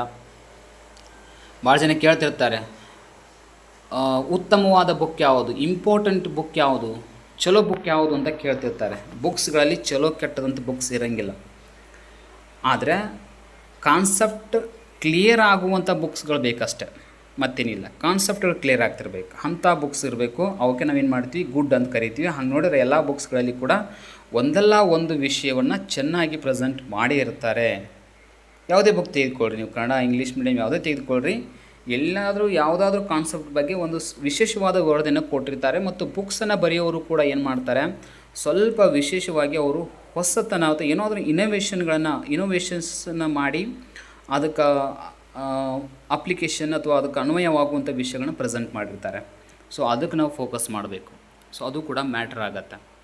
ಆದರೆ ಆದಷ್ಟು ನೀವು ಎಕನಾಮಿಕ್ಸಲ್ಲಿ ಲೈಫನ್ನು ಕಟ್ಕೊಳ್ಬೇಕಾದ, ಅದು ಎಕನಾಮಿಕ್ಸಲ್ಲೇ ನೀವು ಏನು ಲೆಕ್ಚರ್ ಆಗಬೇಕು ಅಥವಾ KSET ನೆಟ್ ಎಲ್ಲ ಮುಗಿಸಿ ನಾವು ಏನೋ ಒಂದು ಒಳ್ಳೆಯ ಪೊಸಿಷನ್ ಬರಬೇಕು ಅಂತಂದ್ರೆ ನಾವು 100% ಆಗಲೇ ಹೇಳಿದಂಗೆ ಮ್ಯಾಥಮೆಟಿಕ್ಸು, ಸ್ಟ್ಯಾಟಿಸ್ಟಿಕ್ಸು ಆ್ಯಂಡ್ ಎಕನಾಮೆಟ್ರಿಕ್ಸು ಇವುಗಳನ್ನಂತೂ ಕಲಿಲೇಬೇಕಾಗತ್ತೆ. ಯಾಕಂದರೆ ಫ್ಯೂಚರ್ ಹಂಗೆ ಇರುತ್ತೆ, ಫ್ಯೂಚರಲ್ಲಿ ಹಾಗೆ ಇರುತ್ತೆ. ಯಾಕಂದರೆ ಈಗೆಲ್ಲ ಟೆಕ್ನಾಲಜಿ ಡೆವಲಪ್ಮೆಂಟ್ ಆದಂತೆ ಸ್ಟೂಡೆಂಟ್ಸ್ಗಳು ಕೂಡ ಏನಾಗ್ತಾಯಿದ್ದಾರೆ ಅಪ್ಗ್ರೇಡ್ ಆಗ್ತಿದ್ದಾರೆ. ಅಂತಂದರೆ ಅವರು ಬೆಳವಣಿಗೆ ಭಾಳ ಸ್ಪೀಡ್ ಆಗ್ತಾಯಿದೆ. ಸೊ ಈ ರೀತಿಯಾಗಿ ಹೋದಾಗ ನಾವು ಮುಂದೆ ಟೀಚ್ ಮಾಡೋದು ಕೂಡ ಭಾಳ ಕಠಿಣ ಆಗುತ್ತೆ. ಸೊ ಇವೆಲ್ಲ ನಾವು ಫಾರ್ಮುಲಾ ಗೊತ್ತಿರಲಿಲ್ಲ ಅಂತಂದರೆ. ಸೊ ಆದಷ್ಟು ಟೈಮ್ ಸಿಕ್ಕಾಗ ಒಂದೊಂದು ಸಣ್ಣ ಕಾನ್ಸೆಪ್ಟ್ಗಳನ್ನ ಅರ್ಥ ಮಾಡ್ಕೊಳ್ಬೇಕು. ಸಣ್ಣ ಕಾನ್ಸೆಪ್ಟ್ ಅಂದರೆ ಹೇಗಿರುತ್ತೆ ಸ್ಟಡಿ ಮಾಡೋದು ಮೆಥಡ್ ಅಂತಂದರೆ, ನಾವು ಒಮ್ಮಿದಲೇ ಗುಡ್ಡಕ್ಕೆ ಕೈ ಹಾಕ್ತಿರ್ತೀವಿ. ಸೊ ಗುಡ್ಡಕ್ಕೆ ಕೈ ಹಾಕಿದರೆ ಅದು ಯಾವಾಗಲೂ ಕೂಡ ಸಿಗೋದಿಲ್ಲ. ದಿವಸ ಅದರಲ್ಲಿ ಒಂದೊಂದು ಕಲ್ಲನ್ನು ತೆಗೆದು ಹೋಗ್ತಾ ಹೋದರೆ ಆವಾಗ ಗುಡ್ಡು ತಾನಾಗೆ ಒಂದು ಕಡೆ ಸರಿಯುತ್ತೆ. ಸೊ ಈ ಟೆಕ್ನಿಕನ್ನು ಹಂಗಂದಮೇಲೆ ಡೈಲಿ ಏನಾದರೂ ಒಂದು ಹೊಸ ವಿಷಯವನ್ನು ಇಲ್ಲಿ ನೋಡೋದು. ಉದಾಹರಣೆಗೆ ಒಂದು ಶಬ್ದ ಬಂತಂದರೆ, ಈಗ ಫಾರ್ ಎಕ್ಸಾಂಪಲ್ ಇಲ್ಲಿ ನಾವು ಭಾಳ ಯೂಸ್ ಮಾಡ್ತಾ ಇರ್ತೀವಿ ಬೇರೆ ಬೇರೆ ಶಬ್ದಗಳನ್ನು. ಆ ಶಬ್ದಗಳು ಪ್ಲಸ್ ಅದು ಆ ಕಾನ್ಸೆಪ್ಟ್ ಅಂದರೆ ಏನು ಅನ್ನೋದನ್ನು ಒಂದು ಸಿಂಪಲಾಗಿ ಅರ್ಥ ಮಾಡ್ಬೋದು. ಅದಕ್ಕೆ ರಿಲೇಟೆಡ್ ಇರುವಂತಹ ಎಲ್ಲ ಮಾಹಿತಿಗಳನ್ನ ಆದಷ್ಟು ಸರ್ಚ್ ಮಾಡೋದು. ಈಗ ನೋಡಿ, ಇಲ್ಲ ನಾನು ಏನಂತ ಹೇಳಿದೆ ಅಂತಂದ್ರೆ, ಈಗ ಅಂಕಗಣಿತ ಸರಾಸರಿ ಅಂತ ಬಂತು. ಅಂಕಗಣಿತ ಸರಾಸರಿ ಅಷ್ಟೇ ಇದೆಯಾ, ಅದಕ್ಕೇನು ಮತ್ತು ಲಿಂಕ್ ಇದೆ ಏನು ಅರ್ಥಮೆಟಿಕ್ ಮೀನು, ಅದಕ್ಕೆ ಅಂಕಗಣಿತ ಸರಾಸರಿ ಒಳಗೆ 3 ಥರ ಬರ್ತಾವೆ. ಅಂಕಗಣಿತ ಸರಾಸರಿ ಅಂದರೆ ಕನ್ನಡದಲ್ಲಿ ಹೇಳೋದಾದ್ರೆ, ಇಂಗ್ಲೀಷ್ ಒಳಗೆ ಹೇಳಿದ್ರೆ ಬೆಟರ್ ಆಗುತ್ತೆ. Arithmetic mean, geometric mean and harmonic mean ಅಂತ 3 ಬರ್ತವೆ. ಸೊ ಹಂಗಿದ್ಮೇಲೆ ಅವುಗಳಿಗೆ ಸಂಬಂಧಪಟ್ಟಂಥ ಕೆಲವೊಂದು ಕಾನ್ಸೆಪ್ಟ್ಗಳು ನೀವು ಏನು ಮಾಡಬೇಕು, ಒಂದೊಂದು ಸಮಯದಲ್ಲಿ ಒಂದೊಂದ್ರ ಬಗ್ಗೆ ವಿಶೇಷವಾಗಿ ಗಮನ ಹರಿಸಬೇಕು. ಈಗ ಫಾರ್ ಎಕ್ಸಾಂಪಲ್ ಜಿಯೋಮೆಟ್ರಿಕ್ ಮೀನ್ ಅಂದರೆ ಏನು, ಯಾಕಿದು ಹಾರ್ಮೋನಿಕ್ ಮೀನ ಮತ್ತು ಏನು ಅರ್ಥಮೆಟಿಕ್ ಮೀನ್ಗಿಂತ ಬೇರೆ ಅನಿಸುತ್ತೆ, ಎಸ್ ಇಲ್ಲಿ ಏನು ಹೆಂಗೆ ಫಾರ್ಮುಲಾ ಯೂಸ್ ಮಾಡ್ತೀವಿ, ಓಕೆ ಒಂದು ಫಾರ್ಮುಲಾ ಬಂದು ತಿಳ್ಕೊಳ್ಳಿ, ಆ ಫಾರ್ಮುಲಾದಲ್ಲಿ ಏನೋ ಒಂದು ಹೊಸದಿರುತ್ತೆ. ಹಾಗಾದ್ಮೇಲೆ ಹಿಂಗಂದ್ರೆ ಏನು, ಈ ಫಾರ್ಮುಲಾವನ್ನು ಇಲ್ಲೇ ಯಾಕೆ ಯೂಸ್ ಮಾಡಿದ್ದಾರೆ. ಸೊ ಈ ರೀತಿಯಾಗಿ ಸರ್ಚ್ ಮಾಡಲಿಕ್ಕೆ ಸ್ಟಾರ್ಟ್ ಮಾಡಬೇಕು. ನಿಮಗೆ ಒಂದಲ್ಲ ಒಂದು ಪ್ರಯತ್ನದಲ್ಲಿ ಆ ಒಂದು ಫಾರ್ಮುಲಾ ಬಗ್ಗೆ ಕ್ಲಿಯರ್ ಪಿಕ್ಚರ್ ಗೊತ್ತಾಗ್ಬಿಡುತ್ತೆ. ಯಾವಾಗ ಆ ಫಾರ್ಮುಲಾ ಬಗ್ಗೆ ಕ್ಲಿಯರ್ ಪಿಕ್ಚರ್ ಗೊತ್ತಾಗುತ್ತೆ, ಅದನ್ನು ನಾವು ಅಪ್ಲೈ ಮಾಡ್ಬೋದು ನೆಕ್ಸ್ಟ್ ಟೆಕ್ನಿಕ್ಸ್ ಅಥವಾ ನೆಕ್ಸ್ಟ್ ಕಾನ್ಸೆಪ್ಟಲ್ಲಿ ಅದು ನಮಗೆ ಈಸಿ ಆಗುತ್ತೆ. ಹಾಗಾಗಿ ಯಾವುದನ್ನು ಕೂಡ ನೆಗ್ಲೆಕ್ಟ್ ಮಾಡೋದಿಲ್ಲ, ಅಲ್ಲಿರುವಂಥ ಪ್ರತಿಯೊಂದು ಪಾಯಿಂಟನ್ನು ಹೈಲೈಟ್ ಮಾಡೋದ್ರೊಂದಿಗೆ ಅವುಗಳ ಮೀನಿಂಗನ್ನು ಅರ್ಥ ಮಾಡ್ಕೊತ ಹೋದರೆ ನಮಗೆ ಇವತ್ತು ನಾವು ಒಂದು ಕಲ್ತದ್ದು ಮತ್ತು ನೆಕ್ಸ್ಟ್ ನಾಳೆ 2 ಆಗುತ್ತೆ, ನಾಡಿದ್ದು 3 ಆಗುತ್ತೆ. ಹೀಗೆ ದಿವಸ ಒಂದೊಂದು ಟಾಪಿಕ್ ಕಲ್ತಾ ಹೋದಂತೆ ಇಡೀ ಬುಕ್ಕನ್ನೇ ನಾವು ಕಲ್ತ್ಬಿಡ್ತೀವಿ. ಆದರೆ ನಮ್ಮ ವಿದ್ಯಾರ್ಥಿಗಳು ಹಂಗೆ ಮಾಡೋದಿಲ್ಲ, ಒಂದೇ ದಿನದಲ್ಲಿ ಇಡೀ ಬುಕ್ ಅವರಿಗೆ ತಿಳಿಬೇಕು, ಅಥವಾ ಒಂದೇ ತಿಂಗಳಲ್ಲಿ ಕೇಸ್ ಸೆಟ್ ಅಥವಾ ನೆಟ್ ಸಂಬಂಧಪಟ್ಟಂಗೆ ಎಲ್ಲ ಸಬ್ಜೆಕ್ಟ್ಗಳು ಮುಗಿಬೇಕು. ಅದು ಹೆಂಗೆ ಸಾಧ್ಯ ಆಗುತ್ತೆ? ನೆವರ್. ಸ್ಪೀಡಾಗಿ ಓಡೋ ಟೈಮ್ದೊಳಗೆ ನಾವು ಎಲ್ಲವನ್ನೂ ಕೂಡ ಸರಿಯಾಗಿ ಅಬ್ಸರ್ವೇಷನ್ ಮಾಡೋಂಗಿಲ್ಲ. ಫಾರ್ ಎಕ್ಸಾಂಪಲ್ ನೀವು ಎಕ್ಸ್ಪೀರಿಯೆನ್ಸ್ ಮಾಡಿ, ನಡ್ಕೊತ ಹೋದಾಗ, ರಸ್ತೆ ಮೇಲೆ ನಡ್ಕೊತ ಹೋದಾಗ ಸುತ್ತಮುತ್ತಲು ಏನಿದೆ ಅನ್ನೋದನ್ನು ನೀವು ಸ್ವಲ್ಪ ಚೆನ್ನಾಗಿ ಗಮನ ಹರಿಸ್ಬೋದು. ಅದೇ ನೀವು ಸ್ಪೀಡಾಗಿ ಓಡೋ ಟೈಮ್ದೊಳಗೆ ಸುತ್ತಮುತ್ತಲು ಏನಿದೆ ಅನ್ನೋದನ್ನು ಸರಿಯಾಗಿ ಎಲ್ಲನೂ ಕೂಡ ನೆನಪಿಟ್ಕೊಳ್ಳಿಕ್ಕೆ ಅಥವಾ ಗಮನಿಸ್ಲಿಕ್ಕೆ ಆಗಂಗಿಲ್ಲ. ಯಾಕಂದ್ರೆ ನಿಮ್ಮ ಸ್ಪೀಡ್ ಹೆಂಗಿರುತ್ತೆ ಅದನ್ನು ಅಬ್ಸರ್ವ್ ಮಾಡ್ಲಿಕ್ಕೆ ಆಗದೇ ಇರುವಂಥ ಸಿಚುವೇಷನ್ಗೆ ಇರುತ್ತೆ. ಹಾಗಂದಮೇಲೆ ನೀವು 1 ತಿಂಗಳಲ್ಲಿ ಎಲ್ಲ ಸಿಲೆಬಸ್ ಮುಗಿಸ್ತೀನಿ ಅಂತಂದರೆ ನಿಮ್ಮ ಸ್ಪೀಡ್ ಹೆಚ್ಚಾಗೋದ್ರಿಂದ ಸೈಡ್ ಇರುವಂಥ ಎಷ್ಟೋ ಕಾನ್ಸೆಪ್ಟ್ಗಳು ನಿಮಗೆ ಅರ್ಥನೇ ಆಗೋದಿಲ್ಲ. ಅವಾಗ ನೀವೆಲ್ಲ ಮರಿತೀರಿ ಅಂದಮೇಲೆ ಆಟೋಮೆಟಿಕ್ ನಿಮ್ಮ ಸ್ಪೀಡ್ ಹೆಚ್ಚಾದಂತೆ ನೀವು ಎಲ್ಲಿಂದ ಬಂದ್ರಿ ಅನ್ನೋದು ಕೂಡ ಗೊತ್ತಾಗೋಲ್ಲ, ಹಾಗೂ ಕೂಡ ಆಗ್ಬೋದು. ಸೊ ಹೀಗಿದ್ದಾಗ ಸಡನ್ನಾಗಿ ಸಿಗುವಂಥ ಸಕ್ಸಸ್ಸನ್ನು ನಾವು ಸಕ್ಸಸ್ ಅಂತ ಕರೆಯೋಕ್ಕೆ ಬರೋಂಗಿಲ್ಲ, ಅದು ಲಕ್ ಅಂತ ಕರಿಬೇಕಾಗತ್ತೆ. ಓಕೆನಾ? ಹಾಗಿದ್ಮೇಲೆ ನಾವು ಲಕ್ಗೆ ಇಂಪಾರ್ಟೆನ್ಸ್ ಕೊಡೋದು ಬೇಡ, ಸಕ್ಸಸ್ಗೆ ಇಂಪಾರ್ಟೆನ್ಸ್ ಕೊಡಬೇಕಂತಂದ್ರೆ ನಾವು ವಿಷಯವನ್ನು ತಳದಿಂದನೇ ಬೇಸಿಕ್ ಪಾಯಿಂಟಿಂದನೇ ಹೋಗಬೇಕು. ಮತ್ತು ಇನ್ನೊಂದು, ನಾವು ಡಿಗ್ರಿ ಮುಗಿಸಿವಿ, PG ಮುಗಿಸಿದ್ವಿ, ಮಾಸ್ಟರ್ ಡಿಗ್ರಿ ಎಲ್ಲ ಮುಗಿಸಿವಿ, ಮತ್ತು ಈಗೆಲ್ಲ ನಾವು ಹೈ ಲೆವೆಲ್ ಎಜುಕೇಷನ್ ಕಲಿತಾ ಇದ್ದೀವಿ ಅಂತ ತಿಳ್ಕೊಂಡು ಪ್ರೈಮರಿ ಸ್ಕೂಲ್ ಬುಕ್ಸ್ಗಳನ್ನ ಓದಿದರೆ ಅದು ಇನ್ಸಲ್ಟ್ ಆಗುತ್ತೆ, ಹೈಸ್ಕೂಲ್ ಬುಕ್ಸ್ಗಳನ್ನ ಓದಿದರೆ ಒಂಥರ ಇನ್ಸಲ್ಟ್ ಆಗುತ್ತೆ ಅನ್ನೋ ಫೀಲ್ ಏನಾದಿದ್ದರೆ ಇದು ರಾಂಗ್ ಆಗುತ್ತೆ, ತಪ್ಪಿದು. 100% we have to know the matter of primary school books. ಓಕೆನಾ? ಅದು ಭಾಳ ಇಂಪಾರ್ಟೆಂಟ್. ಪ್ರೈಮರಿ ಒಳಗೆ ಏನು ಬುಕ್ಸ್ ಬರ್ತಾವಲ್ಲ ಆ ಬುಕ್ಸ್ಗಳನ್ನು ಸ್ವಲ್ಪ ನೀವು ಕಣ್ಣು ಹಾಸಲೇಬೇಕು. ಅಲ್ಲಿ ಎಷ್ಟೋ ವಿಷಯಗಳನ್ನು ಎಷ್ಟು ಚೆನ್ನಾಗಿ ಪ್ರೆಸೆಂಟ್ ಮಾಡಿರ್ತಾರೆ, ವಿತ್ ಚಿತ್ರಗಳಿರ್ತಾವೆ, ವಿತ್ ಡೈಗ್ರಾಮ್ಸ್, ಟೇಬಲ್ಸ್ ಇವೆಲ್ಲ ಬಳಸಿರ್ತಾರೆ. ಎಷ್ಟೋ ವಿಷಯಗಳಲ್ಲಿ ಭಾಳ ವಿಶೇಷವಾಗಿ ಕಲಿತಿರ್ತೀನಿ. ನಾನಂತರೂ ಭಾಳ ಸಲ ಗಮನಿಸೋದು ಏನು ಅಂತಂದ್ರೆ, ನಾನು ಒಮ್ಮೆ ಹೈ ಲೆವೆಲ್ ಬುಕ್ಸ್ಗಳೆಲ್ಲ ರೆಫರ್ ಮಾಡಿದ್ದೀನಿ, ಇಲ್ಲ ಅಂತಲ್ಲ, ಭಾಳ ಬುಕ್ಸ್ಗಳನ್ನ ಸ್ಟ್ಯಾಂಡರ್ಡ್ ಅಥವಾ ರೆಫರೆನ್ಸ್ ಬುಕ್ಸ್ ಎಲ್ಲ ನೋಡಿದ್ರೂ ಕೂಡ ನನಗೆ ಇನ್ನೂ ಕೂಡ ಪ್ರೈಮರಿ ಹೈಸ್ಕೂಲ್ ಬುಕ್ಸ್ಗಳನ್ನ ಸ್ವಲ್ಪ ನೋಡ್ತಾ ಇರ್ತೀನಿ ಅವಾಗವಾಗ. ಯಾಕಂದರೆ ಅಲ್ಲಿ ಅವರು ಚಿತ್ರದ ಮೂಲಕ ವಿಷಯಗಳನ್ನ ಭಾಳ ಚೆನ್ನಾಗಿ ಪ್ರೆಸೆಂಟ್ ಮಾಡಿರ್ತಾರೆ. ಅದು ನಮಗೆ ಈಸಿ ಕೂಡ ಆಗುತ್ತೆ. ಕೆಲವೊಮ್ಮೆ ನಮಗೂ ಕೂಡ ಶಾಕ್ ಆಗುವಂಥ ಚಾನ್ಸ್ ಇರುತ್ತೆ. ಕೆಲವೊಂದು ಬುಕ್ಸ್ಗಳಲ್ಲಿರುವಂಥ ಮಾಹಿತಿ ನಮ್ಗೆ ಗೊತ್ತೇ ಇರೋದಿಲ್ಲ. ಅಲ್ಲಿ ಅವರು ಭಾಳ ಚೆನ್ನಾಗಿ, ನಾವು ಭಾಳ ಹೈ ಲೆವೆಲ್ ಹೋಗಿ ಥಿಂಕ್ ಮಾಡಿ ಅದನ್ನು ಅರ್ಥ ಮಾಡ್ಕೊಂಡಿರ್ತೀವಿ, ಬಟ್ ಅಲ್ಲಿ ಲೋ ಲೆವೆಲನ್ನು ಏನು ಮಾಡಿರ್ತಾರೆ ಅವರು ಅದನ್ನು ಅರ್ಥ ಮಾಡಿಸ್ಬಿಟ್ಟಿರ್ತಾರೆ. ಸೊ ಇಂಥದ್ದೆಲ್ಲ ಆಗೋದ್ರಿಂದ ನಾವು ಏನು ಮಾಡಬೇಕು, ಪ್ರೈಮರಿ ಹೈಸ್ಕೂಲು ಸೊ ಏನು ನಾವು ಕಲ್ತೀವಲ್ಲ, ಇದು ಪ್ರೈಮರಿ ಎಜುಕೇಷನ್ ಆಲ್ಮೋಸ್ಟ್ ಎಲ್ಲರದು ಕೂಡ ಸ್ಟ್ಯಾಂಡರ್ಡ್ ಆಗಿರೋಂಗಿಲ್ಲ, ಎಲ್ಲೋ ಬೇಸಿಕ್ ಎಲ್ಲೊಬ್ರದ್ದು ಮಾತ್ರ ಚೆನ್ನಾಗಿ ಆಗಿರುತ್ತೆ. ಯಾವಾಗಲೂ ಕೂಡ ನಾವು ಯಾವಾಗ ಸ್ಟಡಿ ರಿಯಲಾಗಿ ಮಾಡ್ತೀವಿ ಅಂತಂದ್ರೆ ನಮಗೆ ಅನಿವಾರ್ಯತೆ ಬಿದ್ದಾಗ ಅಷ್ಟೇ. ಈಗ ನಾವು ಎಜುಕೇಷನ್ನು ಅಥವಾ ಜಾಬ್ಗೋಸ್ಕರ ಓದ್ತಾ ಇದ್ದೀವಿ ಅಂದಮೇಲೆ ಈಗ ನಾವು ಸಬ್ಜೆಕ್ಟನ್ನು ಡೆಪ್ತಾಗಿ ಓದಿ ತಿಳ್ಕೊಳ್ಳಿಕ್ಕೆ ಪ್ರಯತ್ನ ಪಡ್ತಿರ್ತೀವಿ. ಒಂದು ವೇಳೆ ಅದಿರಲಿಲ್ಲ ಅಂದರೆ ನಾವು ಅದಕ್ಕೂ ಕೂಡ ಹೋಗೋದಿಲ್ಲ. ಯಾಕಂದರೆ ಜಾಬ್ ಸಿಗ್ತಾರೆ ಮುಗಿದೋಯ್ತಲ್ಲ, ಮತ್ತೊಂದು ಸಲ ಅದನ್ನು ಓದಬೇಕು ಅನ್ನೋ ನಮ್ಮ ಹಂಬಲ ಬರೋದೇ ಇಲ್ಲ. ವಿಶೇಷವಾಗಿ ಯಾರಿಗೂ ಕೂಡ, ವಿಶೇಷವಾಗಿ ಜಾಬ್ ಆದಮೇಲೆ ನಾವು ಬುಕ್ಸ್ಗಳನ್ನ ಓದೋದು ಭಾಳ ಕಡಿಮೆ ಆಗಿಬಿಡುತ್ತೆ. ಯಾಕಂದರೆ ನಮಗೆ ಒಂದು ಸೆಕ್ಯೂರಿಟಿ ಸಿಕ್ಬಿಡುತ್ತೆ, ಲೈಫ್ ಸೋಷಿಯಲ್ ಸೆಕ್ಯೂರಿಟಿ ಮತ್ತು ಎಕನಾಮಿಕ್ ಫ್ರೀಡಮ್ ಸಿಕ್ಬಿಡ್ತಂತಂದರೆ ನಾವು ಆಟೋಮೆಟಿಕ್ ಓದೋದನ್ನ ಸ್ಟಾಪ್ ಮಾಡೇ ಮಾಡ್ತೀವಿ. ಹಾಗಿದ್ದಾಗ ಭಾಳ ಜನ ಪ್ರೈಮರಿ ಎಜುಕೇಷನನ್ನು ಚೆನ್ನಾಗಿ ಆಗಿರೋಂಗಿಲ್ಲ. ಅದನ್ನು ರಿಪೀಟಾಗಿ ಯಾರು ಅದನ್ನು ಮೇಲೆ ಫೋಕಸ್ ಮಾಡ್ತಾರೆ ಅವ್ರು ಮಾತ್ರ 100% ಸಕ್ಸಸ್ ಆಗ್ತಾರೆ. There is no doubt. ಯಾಕಂದ್ರೆ ನಾವು ಬೇಸಿಕ್ ಪಾಯಿಂಟ್ಸನ್ನು ಬಿಟ್ಟು ಹೈ ಲೆವೆಲ್ ಹೋಗಿರ್ತೀವಿ, ಅದೇ ಪ್ರಾಬ್ಲಮ್ ನಮಗಿರುವಂಥದ್ದು. ಬಟ್ ಅಲ್ಲಿ ಕ್ವಶನ್ಸ್ಗಳು ಎಲ್ಲ ಏನಾಗಿರ್ತಾವೆ ಅಂದರೆ ಬೇಸಿಕ್ ಲೆವೆಲೇ ಇರ್ತಾವೆ, ಬಟ್ ಅವನ್ನ ಟ್ವಿಸ್ಟ್ ಮಾಡಿ ಕ್ವಶನ್ ಕೇಳಿರ್ತಾರೆ, ಅವೇ ಮೇನ್ ಇಂಪಾರ್ಟೆಂಟು. ಅದಾದಮೇಲೆ ಎಲ್ಲ ರೆಫರೆನ್ಸ್ ಬುಕ್ ಸ್ಟಡಿ ಮಾಡಿರಿ, ಅದರೊಳಗೆ ಏನಿದೆ, ಅದಕ್ಕಿನ್ನೂ ಲಿಂಕ್ ಏನೇನಿದೆ, ಸೊ ಬೇರೆ ಬೇರೆ ಬುಕ್ಸ್ಗಳಲ್ಲಿ ಏನೇನು ಕೊಟ್ಟಿದ್ದಾರೆ, ಸೊ ಅದಕ್ಕೆ ಲಿಂಕ್ ಏನೇನಿದೆ, ಬಟ್ ಅವೆಲ್ಲ ವಿಷಯಗಳನ್ನ ಜಾಸ್ತಿ ತಿಳ್ಕೊಂಡು ನಮ್ಮ ಸಬ್ಜೆಕ್ಟಲ್ಲಿ ನಾವು ಮಾಸ್ಟರ್ ಆಗಬೇಕಷ್ಟೆ. ಅದಕ್ಕೆ ಹೇಳ್ತಿರ್ತಾರೆ, 2 ದೋಣಿಗಳ ಮೇಲೆ ಕಾಲಿಡೋಕ್ಕಿಂತನೂ ಒಂದೇ ದೋಣಿ ಮೇಲೆ ಹೋದರೆ ನಾವು ದಡ ಸೇರ್ತೀವಿ ಅಂತ ತಿಳ್ಕೊಂಡು. ಹಾಗಾಗಿ ಯಾವುದಾದ್ರೂ ಒಂದ್ರ ಮೇಲೆ ಮಾತ್ರ ಫೋಕಸ್ ಮಾಡಬೇಕು. ಆ ಫೋಕಸ್ ಹೆಂಗಿರ್ಬೇಕಂದ್ರೆ, ಯಾವತ್ತೂ ದಿನನಿತ್ಯನೂ ಹಗಲ ರಾತ್ರಿ ಏನು ಒಂದು ಮೈಂಡ್ ಇರುತ್ತೆ, ವಿಚಾರ ಇರುತ್ತೆ, ಅದೆಲ್ಲ ವಿಚಾರ ಅದಕ್ಕೆ ಸಂಬಂಧಪಟ್ಟಿರಬೇಕು. ಉದಾಹರಣೆಗೆ ಈಗ ಎಕನಾಮಿಕ್ಸ್ ಅಂತ ನಾವು ಸ್ಟಡಿ ಮಾಡ್ತಾ ಇದ್ದೀವಿ ಅಂದಮೇಲೆ ಎಕನಾಮಿಕ್ಸ್ ಬಗ್ಗೆನೇ ಅದರದ ಒಂದು ಸಬ್ಜೆಕ್ಟು, ಅದರ ವಿಷಯಗಳು, ಅದಕ್ಕೆ ರಿಲೇಟೆಡ್ ಕಾನ್ಸೆಪ್ಟ್ಗಳು, ಅದಕ್ಕೆ ರಿಲೇಟೆಡ್ ಏನಾದರೂ ಹೊರಗಡೆ ಸಿಗುವಂಥ ಮಾಹಿತಿ ಆಗಿರ್ಬೋದು, ಎಲ್ಲವನ್ನು ಕೂಡ ನಾವು ಯಾವಾಗಲೂ ಕಲೆಕ್ಟ್ ಮಾಡ್ತಾನೆ ಹೋಗಬೇಕು. ಮುಂದೊಂದು ದಿನ ಆ ಎಲ್ಲ ನಾಲೆಜ್ ಒಮ್ಮೆ ನಮ್ಮ ಕಡೆ ಸಿಗುತ್ತೆ, ಆವಾಗ ನಾವು ಎಕ್ಸಾಮ್ ಫೇಸ್ ಮಾಡೋದು ಭಾಳ ಈಸಿ ಆಗುತ್ತೆ ಮತ್ತು ನಾವು ಸಕ್ಸಸ್ಸನ್ನು 100% ನಾವು ಪಡಿತೀವಿ.